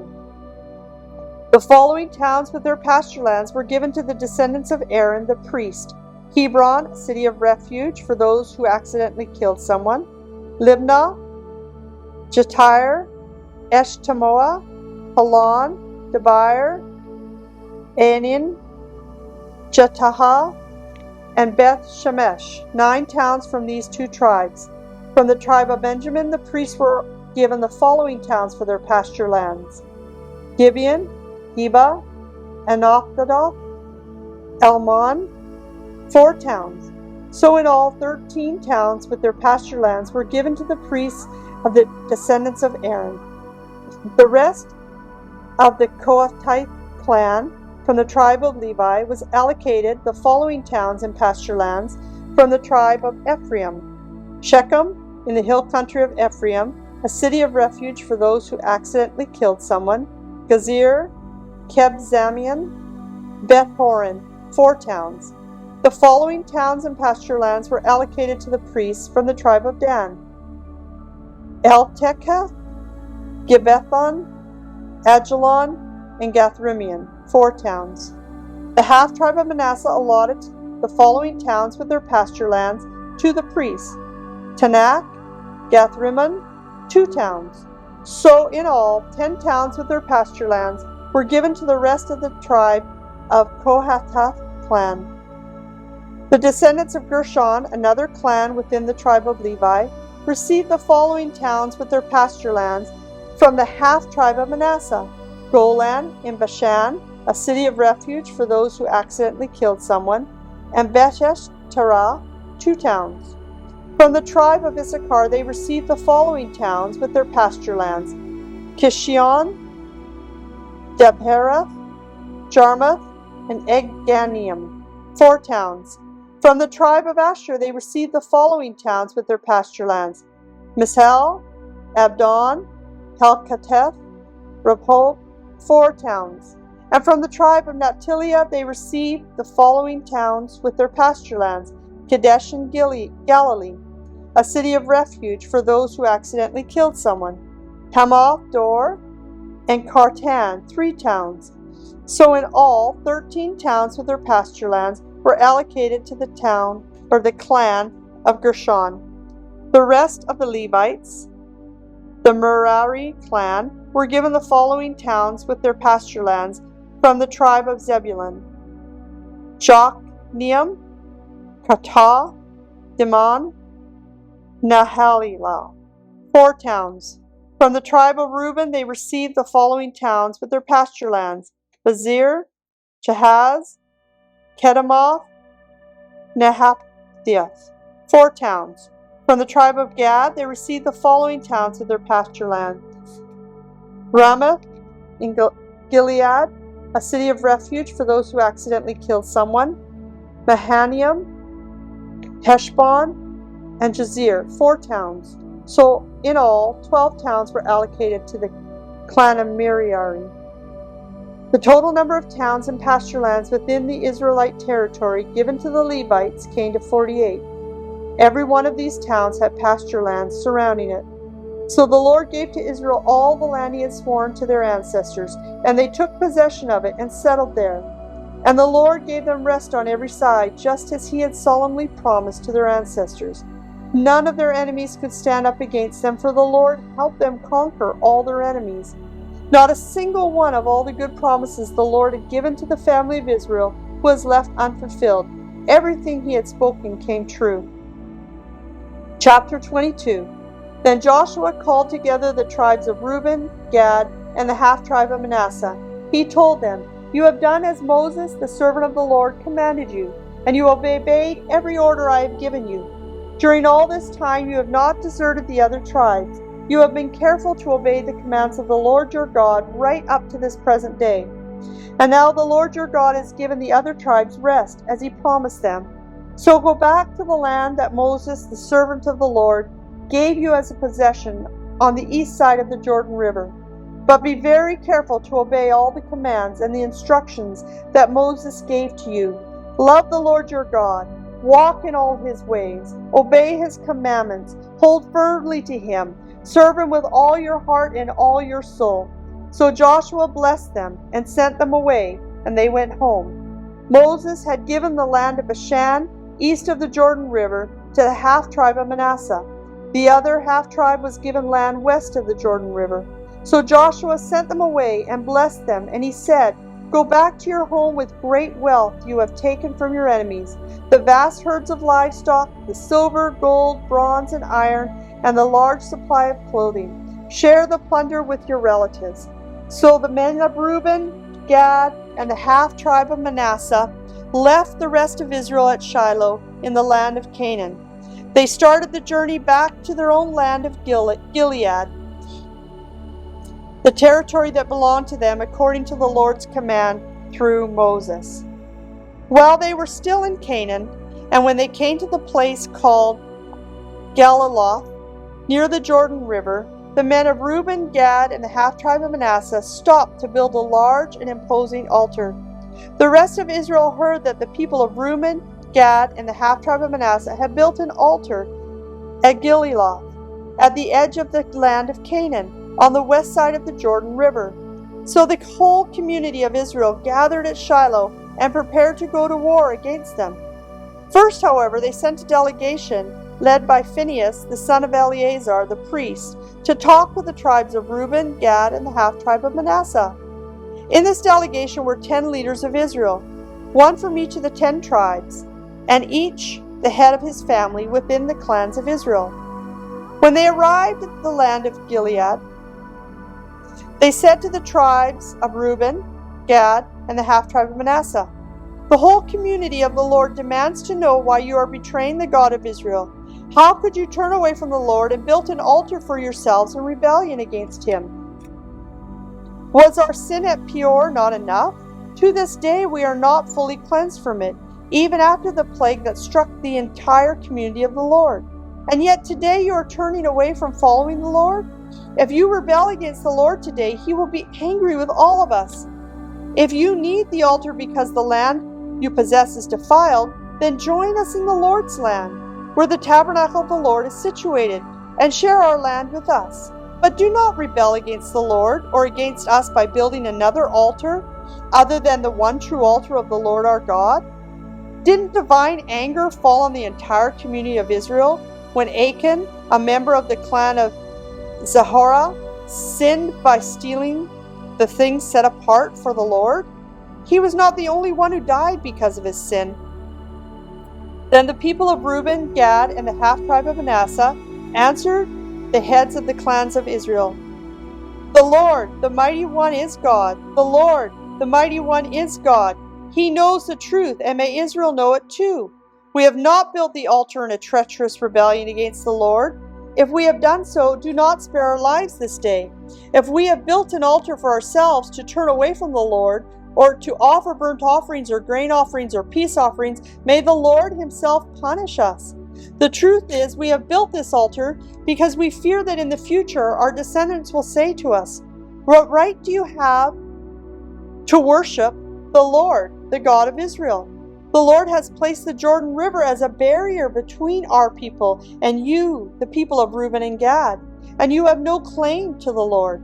So your descendants may prevent our descendants from worshiping the Lord.' So we decided to build the altar, not for burnt offerings or sacrifice, but as a memorial.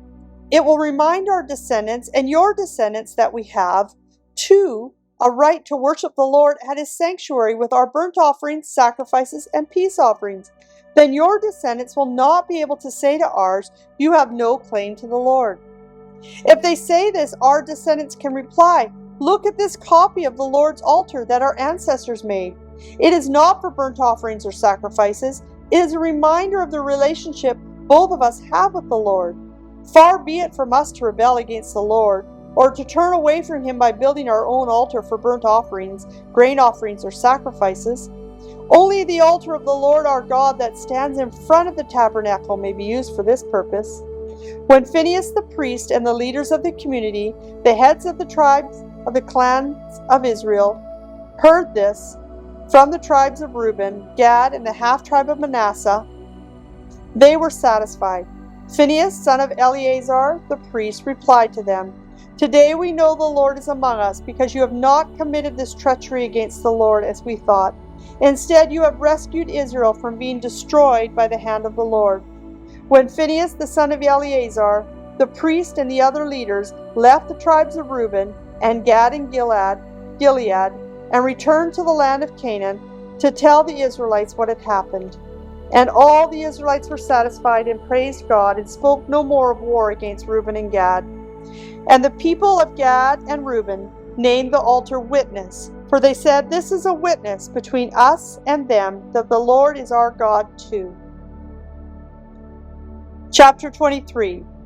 The years passed, and the Lord had given the people of Israel rest from all of their enemies. Joshua, who is now very old, called together all the leaders, elders, judges, and officers in Israel. He said to them, "I am now a very old man.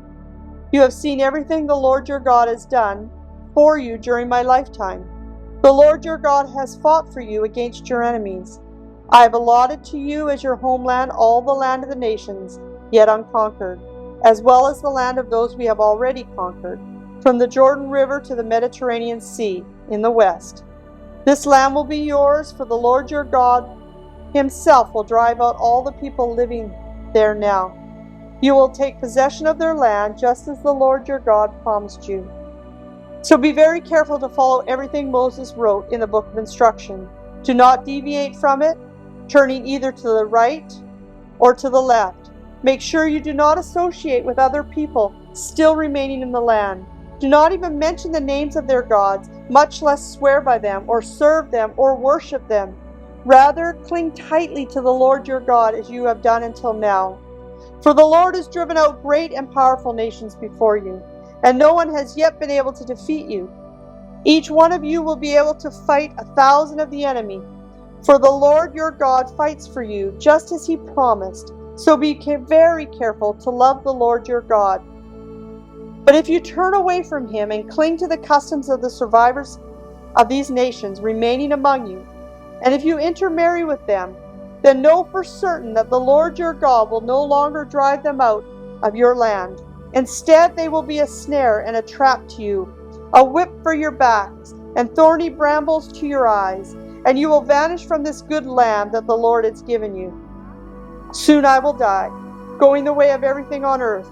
Deep in your heart you know that every promise of the Lord your God has come true. Not a single one has failed. But as surely as the Lord your God has given you the good things he promised, he will also bring disaster on you if you disobey him. He will completely destroy you from this good land he has given you, if you break the covenant of the Lord your God by worshiping and serving other gods. His anger will burn against you, and you will quickly vanish from the good land as he has promised you. Chapter 24. Then Joshua summoned all the tribes of Israel to Shechem, including the elders, leaders, judges, and the officers. So they came and presented themselves to God. Joshua said to the people, "This is what the Lord, the God of Israel, says. Long ago your ancestors, including Terah, the father of Abraham, and Nahor, lived beyond the Euphrates River, and they worshipped other gods. But I took your ancestor Abraham from the land beyond the Euphrates and led him into the land of Canaan. I gave him many descendants through his son Isaac. To Isaac I gave Jacob and Esau. To Esau I gave the mountains of Seir, while Jacob and his children went down into Egypt. Then I sent Moses and Aaron, and I brought terrible plagues on Egypt, and afterward I brought you out as free people. But when your ancestors arrived at the Red Sea, the Egyptians chased after you with chariots and charioteers. When your ancestors cried out to the Lord, I put darkness between you and the Egyptians. I brought the sea crashing down on the Egyptians, drowning them. With your very own eyes you saw what I did. Then you lived in the wilderness for many years. Finally, I brought you into the land of the Amorites on the east side of the Jordan. They fought against you, but I destroyed them before you. I gave you victory over them, and you took possession of their land. Then Balak, son of Zippor, king of Moab, started a war against Israel. He summoned Balaam, son of Beor, to curse you, but I would not listen to him. Instead, I made Balaam bless you, and so I rescued you from Balak. When you crossed the Jordan River and came to Jericho, the men of Jericho fought against you, as did the Amorites, the Perizzites, the Canaanites, the Hittites, the Girgashites, the Hivites, and the Jebusites. But I gave you victory over them. I sent terror ahead of you to drive out the 2 kings of the Amorites. It was not your swords or bows that brought you victory. I gave you the land you had not worked on. I gave you towns you did not build. The towns where you are now living, I gave you vineyards and olive groves for food, though you did not plant them. So fear the Lord and serve him wholeheartedly. Put away forever the idols your ancestors worshipped when they lived beyond the Euphrates River and in Egypt. Serve the Lord alone. But if you refuse to serve the Lord, then choose today whom you will serve. Would you prefer the gods your ancestors served beyond the Euphrates? Or will it be the gods of the Ammonites in whose land you now live? But as for me and my family, we will serve the Lord." The people replied, "We would never abandon the Lord and serve other gods. For the Lord our God is the one who rescued us and our ancestors from slavery in the land of Egypt. He performed mighty miracles before our very eyes. As we traveled through the wilderness among our enemies, He preserved us. It was the Lord who drove out the Amorites and the other nations living here in the land. So we too will serve the Lord, for He alone is our God. Then Joshua warned the people, "You are not able to serve the Lord, for He is holy and jealous God. He will not forgive your rebellion and your sins. If you abandon the Lord and serve other gods, He will turn against you and destroy you, even though He has been so good to you." But the people answered Joshua, "No, we will serve the Lord." "You are a witness to your own decision," Joshua said. "You have chosen to serve the Lord." "Yes," they replied, "we are a witness to what we have said." "All right then," Joshua said, "destroy the idols among you and turn your hearts to the Lord, the God of Israel." The people said to Joshua, "We will serve the Lord our God. We will obey Him only." So Joshua made a covenant with the people that day at Shechem, committing them to following the decrees and regulations of the Lord. Joshua recorded these things in the book of God's instruction. As a reminder of their agreement, he took a huge stone and rolled it beneath the terebinth tree beside the tabernacle of the Lord. Joshua said to all the people, "This stone has heard everything the Lord said to us. It will be a witness to testify against you if you go back on your word to God." Then Joshua sent all the people away to their own homelands. After this, Joshua the son of Nun, the servant of the Lord, died at the age of 110. They buried him in the land that he had been allocated at Timnath-Shereh, in the hill country of Ephraim, north of Mount Gahash. The people of Israel served the Lord throughout the lifetime of Joshua and of the elders who outlived him, those who had personally experienced all that the Lord had done for Israel. The bones of Joseph, which the Israelites had brought along with them when they left Egypt, they buried at Shechem, in the plot of the land Jacob had bought from his sons of Hamor for 100 pieces of silver. This land was allocated in the territory allocated to the descendants of Joseph. Eleazar, son of Aaron, also died. He was buried in the hill country of Ephraim, in the town of Gibeah, which was given to his son Phinehas. Book of Judges, chapter 1. After the death of Joshua, the Israelites asked the Lord, "Which tribe should go first to attack the Canaanites?" The Lord answered, "Judah, for I have given them victory over this land." The men of Judah said to their relatives from the tribe of Simeon, "Join with us to fight against the Canaanites, living in the territory allocated to us. Then we will help you conquer your territory." So the men of Simeon went with Judah. When the men of Judah attacked, the Lord gave them victory over the Canaanites and the Perizzites, and they killed 10,000 enemy warriors at the town of Bezek. While at Bezek, they encountered King Adoni-Bezek and fought against him, and the Canaanites and the Perizzites were defeated. Adoni-Bezek escaped, but the Israelites soon captured him and cut off his thumbs and his big toes. Adoni-Bezek said, "I once had 70 kings with their thumbs and big toes cut off, eating scraps from underneath my table. Now God has paid me back for what I did to them." They took him to Jerusalem, and he died there. The men of Judea attacked Jerusalem and captured it, killing all its people and setting the city on fire. They then went down to fight the Canaanites, living in the hill country, Negev and the western foothills. Judah marched against the Canaanites in Hebron, formerly called Kiriath Araba, defeating the forces of Sheshaiah, Amman, and Talmiah. From there they went to fight against the people living in the town of Debar, formerly known Kiriath Sephar. Caleb said, "I will give my daughter Aksah in marriage to one who attacks and captures Kiriath Sephar." Othniel, the son of Caleb's younger brother, Kenaz, was the one who conquered it. So Aksah became Othniel's wife. When Achsah married Othniel, she urged him to ask her father for a field. So she got down off her donkey. Caleb asked her, "What's the matter?" She said, "Let me have another gift. You have already given me the land of Negev. Now please give me springs of water too." So Caleb gave her the upper and the lower springs. Then the tribe of Judah left Jericho, the city of palms. The Canaanites, who were descendants of Moses' father-in-law, traveled with them into the wilderness of Judah. They settled among the people there near the town of Arad in Negev. Then Judah joined with Simeon to fight against the Canaanites living in Zephath, and they completely destroyed the town. So the town was called Hormah. In addition, Judah captured the towns of Gaza, Ashkelon, and Ekron, along with their surrounding territory. The Lord was with the people of Judah, and they took possession of the hill country, but they failed to drive out the people living in the plains who had iron chariots. The town of Hebron was given to Caleb as Moses had promised, and Caleb drove out the people living there who were descendants of the 3 sons of Anak.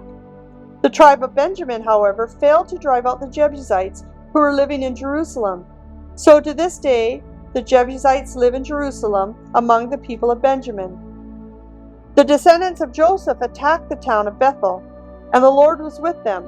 They sent men to scout out Bethel, formerly known as Luz. They confronted a man coming out of town and said to him, "Show us a way into the town, and we will have mercy on you." So he showed them a way in, and they killed everyone in the town except the man and his family. Later the man moved to the land of the Hittites, where he built a town. He named it Luz, which is its name to this day. The tribe of Manasseh failed to drive out the people living in Bethshan, Tanakh, Dor, Ibleam, Medigo, and all their surrounding settlements, because the Canaanites were determined to stay in that region. When Israel grew stronger, they forced the Canaanites to work as slaves, but they never did drive them out completely from the land.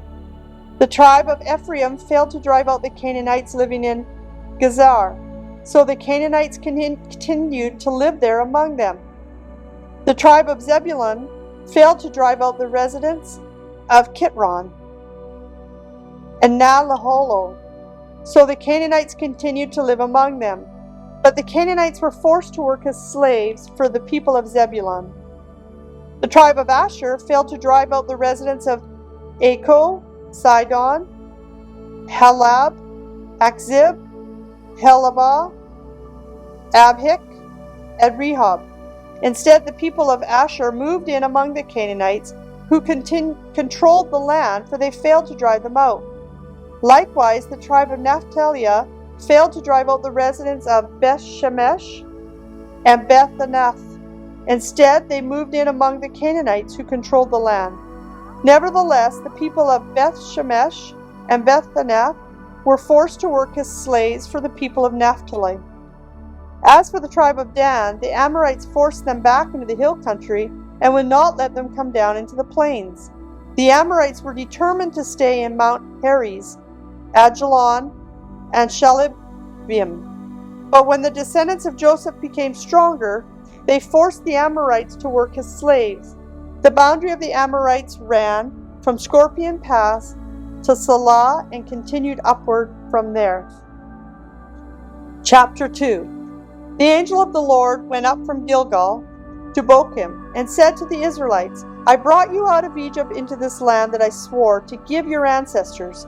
And I said I would never break my covenant with you. For your part, you were not to make any covenants with the people living in this land. Instead, you were to destroy their altars. But you have disobeyed my command. Why did you do this? So now I declare I will no longer drive out the people living in your land. They will be thorns in your side, and their gods will be a constant temptation to you." When the angel of the Lord finished speaking, all the Israelites, the people, wept loudly. So they called the place Bochim, which means weeping, and they offered sacrifices there to the Lord. After Joshua sent the people away, each of the tribes left to take possession of the land allocated to them. And the Israelites served the Lord throughout the lifetime of Joshua and the leaders who outlived him, those who had seen all the great things the Lord had done for Israel. Joshua, son of Nun, the servant of the Lord, died at the age of 110. They buried him in the land he had been allocated at Timnath-serah in the hill country of Ephraim, north of Mount Gaash. After that generation died, another generation grew up who did not acknowledge the Lord or remember the mighty things he had done for Israel. The Israelites did evil in the Lord's sight and served the images of Baal. They abandoned the Lord, the God of their ancestors, who had brought them out of Egypt. They went after other gods, worshiping the gods of the people around them. And they angered the Lord. They abandoned the Lord to serve Baal and the images of Ashtaroth. This made the Lord burn with anger against Israel. So he handed them over to the raiders who stole their possessions. He turned them over to their enemies all around, and they were no longer able to resist them. Every time Israel went out to battle, the Lord fought against them, causing them to be defeated, just as he had warned, and the people were in great distress. Then the Lord raised up judges to rescue the Israelites from their attackers. Yet Israel did not listen to the judges, but prostituted themselves by worshiping other gods. How quickly they turned away from the path of their ancestors, who walked in obedience to the Lord's commands. Whenever the Lord raised up a judge over Israel, he was with that judge and rescued the people from their enemies throughout the judge's lifetime. For the Lord took pity on his people, who were burdened by oppression and suffering. But when the judge died, the people returned to their corrupt ways, behaving worse than those who had lived before them. They went after other gods, serving and worshiping them. They refused to give up other evil practices and stubborn way. So the Lord burned with anger against Israel. He said, "Because these people have violated my covenant, which I made with their ancestors, and have ignored my commandments, I will no longer drive out the nations that Joshua left unconquered when he died. I did this to test Israel, to see whether or not they would follow the ways of the Lord as their ancestors did. That is why the Lord left those nations in place. He did not quickly drive them out or allow Joshua to conquer them all." Chapter 3. These are the nations that the Lord left in the land to test those Israelites who had not experienced the wars of Canaan. He did this to teach warfare to the generations of Israelites who had had no experience in battle. These are the nations: the Philistines, those living under the 5 Philistine rulers, all the Canaanites, the Sidonians, the Hivites living in the mountains of Lebanon, from Mount Bel Hermon to Lebo Hamath. These people were left to test the Israelites, to see whether they would obey the commands of the Lord that he had given the ancestors through Moses. So the people of Israel lived among the Canaanites, Hittites, Amorites, Perizzites, Hivites, and Jebusites, and they intermarried with them. Israelite sons married their daughters, and Israelite daughters were given to marriage to their sons, and the Israelites served their gods. The Israelites did evil in the sight of the Lord. They forgot about the Lord their God, and they served the images of Baal and Asherah. Then the Lord burned with anger against Israel, and he turned them over to King Cushan Rishtimiah and Arma Naharimian. And the Israelites served Cushan Rishtimiah for 8 years. But when the people of Israel cried to the Lord for help, the Lord raised up a rescuer to save them. His name was Othniel, the son of Caleb's younger brother Kenza. The Spirit of the Lord came upon him, and he became Israel's judge. He went to war against King Cushan-Rishtimiah of Arma, and the Lord gave Othniel victory over him. So there was peace in the land for 40 years. Then Othniel, son of Kenaz, died. Once again the Israelites did evil in the Lord's sight, and the Lord gave King Eglon of Moab control over Israel because of their evil. Eglon enlisted the Ammonites and the Amalekites as allies, and then he went out and defeated Israel, taking possession of Jericho, the city of palms. And the Israelites served Eglon of Moab for 18 years. But when the people of Israel cried out to the Lord for help, the Lord raised up a rescuer to save them. His name was Iddah, son of Gera. a left-handed man of the tribe of Benjamin. The Israelites had sent Edah to deliver their tribute money to King Eglon at Moab. So Edah made a double-edged dagger that was about a foot long, and he strapped it to his right thigh, keeping it hidden under his clothing. He brought the tribute money to Eglon, who was very fat. After delivering the payment, Ehud started home with those who had helped carry the tribute. But when Ehud reached the stone idols near Gilgal, he turned back. He came to Eglon and said, "I have a secret message for you." So the king commanded his servants, "Be quiet," and he sent them all out of the room. Ehud walked over to Eglon, who was sitting alone in the cool upstairs room. Ehud said, "I have a message from God for you." And as King Eglon rose from his seat, Ehud reached with his left hand, pulled out the dagger strapped to his right thigh, and plunged it deep into the king's belly. The dagger went so deep that the handle disappeared beneath the king's fat. So Ehud did not pull out the dagger, and the king's bowels emptied. Then Ehud closed and locked the doors of the room and escaped down the latrine.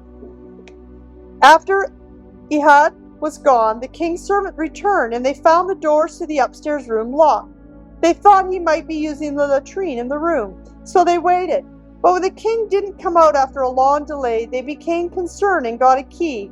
And when they opened the door, they found their master dead on the floor. While the servants were waiting, Ehud escaped, passing the stone idols on his way to Zihirah. When he arrived in the hill country of Ephraim, Ehud sounded a call to arms. Then he led a band of Israelites down from the hills. "Follow me," he said, "for the Lord has given you the victory over Moab, your enemy." So they followed him, and the Israelites took control of the shallow crossings of the Jordan River across from Moab, preventing anyone from crossing. They attacked the Moabites and killed about 10,000 of their strongest and most able-bodied warriors. Not one of them escaped. So Moab was conquered by Israel that day, and there was peace in the land for 8 years. After Ehud, Shamgar, son of Anath, rescued Israel. He once killed 600 Philistines with an ox goad. Chapter 4. After Ehud's death, the Israelites again did evil in the sight of the Lord. So the Lord turned them over to King Japin of Azor, a Canaanite king. The commander of his army was Sisera, who lived in Harosheth Hagoyim. Sisera, who had 900 iron chariots, ruthlessly oppressed the Israelites for 20 years. Then the people of Israel cried out for the Lord for help. Deborah, the wife of Lapitoth, was a prophet who was judging Israel at the time. She would sit under the palm of Deborah between Rahim and Bethiel in the hill country of Ephraim, and the Israelites would go to her for judgment. One day she sent for Barak, son of Abinoam, who lived in Kadesh in the land of Naphtali. She said to him, "This is what the Lord, God of Israel, commands you. Call out 10,000 warriors from the tribe of Naphtali and Zebulun at Mount Tabor. I will call out Sisera, commander of Javin's army, along with his chariots and warriors, to the Kishon River. There I will give you victory over him." Barak told her, "I will go out, but only if you go with me." "Very well," she replied, "I will go with you, but you will receive no honor in this venture, for the Lord's victory over Sisera will be at the hands of a woman." So Deborah went with Barak to Kadesh. At Kadesh, Barak called together the tribes of Zebulun and Naphtali, and 10,000 warriors went up with him. Deborah also went with him. Nahabor, the Kenite, a descendant of Moses' brother-in-law, Hobab, had moved away from the other members of his tribe and pitched his tent at the oak of Zananim near Kadesh. When Sisera was told that Barak, son of Abinoam, was gone to Mount Tabor, he called for all 900 of his iron chariots and all of his warriors, and they marched from Harosheth Hagonium to the Kishon River. Then Deborah said to Barak, "Get ready. This is the day the Lord will give you victory over Sisera, for the Lord is marching ahead of you." So Barak led his 10,000 warriors down the slopes of Mount Tabor into battle. When Barak attacked, the Lord threw Sisera and all his chariots and warriors into a panic. Sisera leaped from his chariot and escaped on foot. Then Barak chased the chariots and the enemy army all the way to Harosheth Haggoyim, killing all of Sisera's warriors. Not one single was left alive.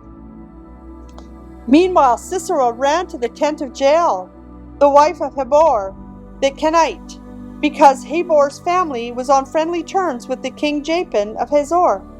Jael went out to meet Sisera and said to him, "Come into my tent, sir. Come in, don't be afraid." So he went into her tent and she covered him with a blanket. "Please give me some water," he said. "I'm thirsty." So she gave him some milk from a leather bag and covered him again. "Stand at the door of the tent," he told her. "If anybody comes and asks you if there is anyone here, say no." But when Sisera fell asleep from exhaustion, Jael quietly crept to him with a hammer and a tent peg in her hand. Then she drove the tent peg through his temple and into the ground, and so he died.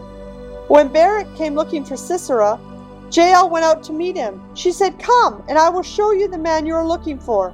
So he followed her into the tent and found Sisera lying there dead with a tent peg through his temple. So on that day Israel saw God defeat Japin, the Canaanite king. And from that time on, Israel became stronger and stronger against King Japin until they finally destroyed him. Chapter 5. On that day, Deborah and Barak, son of Abinoam, sang this song. Israel leaders took charge, and the people gladly followed. Praise the Lord. Listen, you kings. Pay attention, you mighty rulers, for I will sing to the Lord. I will make music to the Lord, the God of Israel. Lord, when you set out from Seir and marched across the fields of Edom, the earth trembled, and the cloudy skies poured down rain. The mountains quaked in the presence of the Lord, the God of Mount Sinai, in the presence of the Lord, the God of Israel. In the days of Shamgar, son of Anath, in the days of Jael, people avoided the main roads. The travelers stayed on windy pathways. There were few people left in the villages of Israel, until Deborah arose as a mother for Israel. When Israel chose new gods, war erupted at the city gates. Not a shield or spear could be seen among 40,000 warriors in Israel. My heart is with the commanders of Israel, with those who volunteered for war. Praise the Lord. Consider this, you who ride on fine donkeys, you who sit on fancy saddle blankets, and you who walk along the road. Listen to the village musicians gathered at the watering holes. They recount the righteous victories of the Lord and the victories of his villagers in Israel. When the people of the Lord marched to the city gates. Wake up, Deborah, wake up. Wake up, and sing a song. Arise, Barak, lead your captives away, son of Abinoam. Down from Tabor marched the few against the nobles. The people of the Lord marched against the mighty warriors. They came down from Ephraim, a land that once belonged to the Amalekites. They followed you, Benjamin, with your troops. From Machar, the commanders marched down. From Zebulun came those who carried a commander's staff. The princes of Issachar were with Deborah and Barak. They followed Barak, rushing into the valley. But in the tribe of Reuben there was indecision. Why did you sit at home among the sheepfolds to hear the shepherds whistle for their flocks? Yes, in the tribe of Reuben there was great indecision. Gilead remained east of Jordan. Why did Dan stay home? Asher remained unmoved at the seashore, remaining in his harbors. But Zebulun risked his life, as did Naphtali, on the heights of the battlefield. The kings of Canaan came and fought at Tanakh, near Megiddo's springs, but they carried off no silver treasures. The stars fought from heaven. The stars in their orbits fought against Sisera. The Kishon River swept them away, the ancient mighty torrent, the Kishon. March on, courage, my soul. Then the horses' hooves hammered at the ground. The galloping of Sisera's mighty steeds. Let the people of Mizroah be cursed, said the angel of the Lord. Let them be utterly cursed, because they did not come to help the Lord against the mighty warriors. Most blessed among women is Jael, the wife of Heber the Kenite. She may be blessed above all women who lives in tents. Sisera asked for water, and she gave him milk. In a bowl fit for nobles, she brought him yogurt. Then with her left hand she reached for a tent peg, and with her right hand for the workman's hammer. She struck Sisera with the hammer, crushing his head. With a shattering blow she pierced his temples. He sank, he fell, he lay still at her feet, and where he sank, there he died. From the window Sisera's mother looked out. Through the window she watched for his return, saying, "Why is his chariot so long in coming? Why don't we hear the sound of chariot wheels?" Her wise woman answered, and she repeated these words to herself, "They must be dividing the captured plunder, with a woman or two for every man. There will be colorful robes for Sisera, and the colorful embroidered robes for me. Yes, the plunder will include colorful robes embroidered on both sides. Lord, may all your enemies die like Sisera, and may all those who love you arise like the sun in all its power."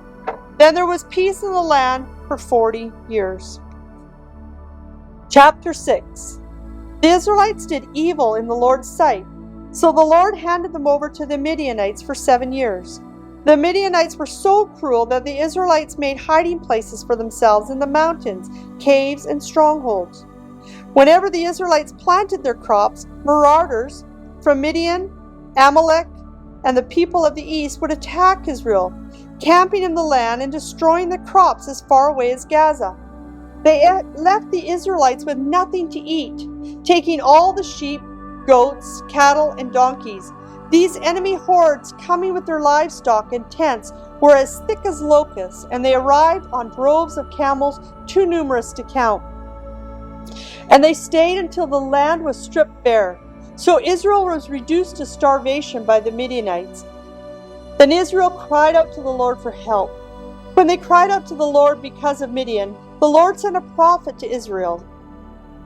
He said, "This is what the Lord, the God of Israel, says. I brought you up out of slavery in Egypt. I rescued you from the Egyptians and from all who oppressed you. I drove out your enemies and gave them their land.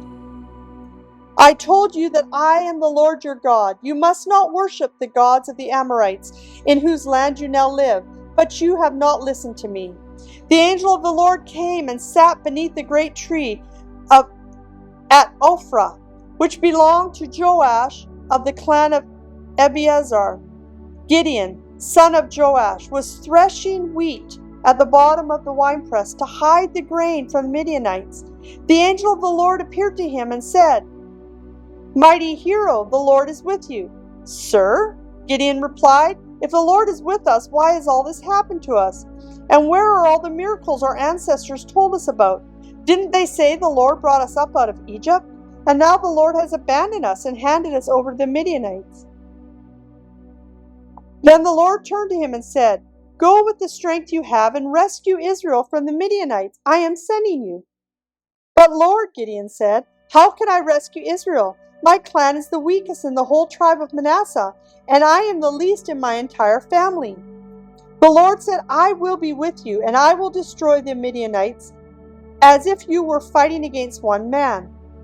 Gideon replied, "If you are truly going to help me, show me a sign to prove this is really the Lord speaking to me. Don't go away until I come back and bring my offering to you." He answered, "I will stay here until you return." Gideon hurried home. He cooked a young goat. With a basket of flour he baked some bread without yeast. Then he carried the meat in a basket and the broth in a pot, and he brought them out and presented them to the angel who was under the great tree. The angel of God said to him, "Place the meat and the unleavened bread on this rock. Pour the broth over it." And Midian did as he was told. Then the angel of the Lord touched the meat and the bread with the tip of the staff that was in his hand, and fire flamed up from the rock and consumed all that he had. And the angel of the Lord disappeared. When Gideon realized that it was the angel of the Lord, he cried out, "O sovereign Lord, I'm doomed. I have seen the angel of the Lord face to face." "It is all right," the Lord replied. "Do not be afraid, you will not die." And Gideon built an altar to the Lord there and named it Yahweh Shalom, which means the Lord is peace. The altar remains at Ophrah in the land of the clan of Abiezer this day. That night the Lord said to Gideon, "Take the second bull from your father's herd, the one that is 7 years old. Pull down your father's altar to Baal, and cut down Asherah pole standing beside it. Then build an altar to the Lord your God here on this hilltop sanctuary, laying the stones carefully. Sacrifice the bull as a burnt offering on the altar, using as fuel the wood of the Asherah pole you cut down." So Gideon took 10 of his servants and did as the Lord had commanded. But he did it at night because he was afraid of the other members of his father's household and the people of the town. Early the next morning, as the people of the town began to stir, someone discovered that the altar of Baal had been broken down and that the Asherah pole beside it had been cut down. In their place was a new altar built, and on it were the remains of a bull that had been sacrificed. The people said to each other, "Who did this?" And after asking around and making a careful search, they learned it was Gideon, the son of Joash. "Bring out your son," the men of the town demanded of Joash. "He must die for destroying the altar of Baal and for cutting down the Asherah pole." But Joash shouted to the mob that confronted him, "Why are you defending Baal? Will you argue his case? Whoever pleads his case will be put to death by morning. If Baal truly is a god, let him defend himself and destroy the one who broke down his altar." From then on, Gideon was called Jerubbaal, which means "let Baal defend himself," because he broke down Baal's altar. Soon after, the armies of Midian, Amalek, and the people of the east formed an alliance against Israel and crossed the Jordan, camping in the valley of Jezreel. Then the Spirit of the Lord clothed Gideon with power. He blew a ram's horn as a call to arms, and the men of the clan of Abiezer came to him. He also sent messengers throughout Manasseh, Asher, Zebulun, Naphtali, and summoned their warriors, and all of them responded. Then Gideon said to God, "If you are truly going to use me to rescue Israel, as you promised, prove it to me in this way. I will put a wool fleece on the threshing floor tonight. If the fleece is wet with dew in the morning, but the ground is dry, then I will know you are going to help me rescue Israel as you promised." And this is just what happened. When Gideon got up early in the morning, he squeezed the fleece and wrung out a whole bowl full of water. Then Gideon said to God, "Please don't be angry with me, but let me make one more request. Let me use the fleece for one more test. This time, let the fleece remain dry while the ground around it is wet." So that night, God did as Gideon asked. The fleece was dry in the morning, but the ground was covered with dew.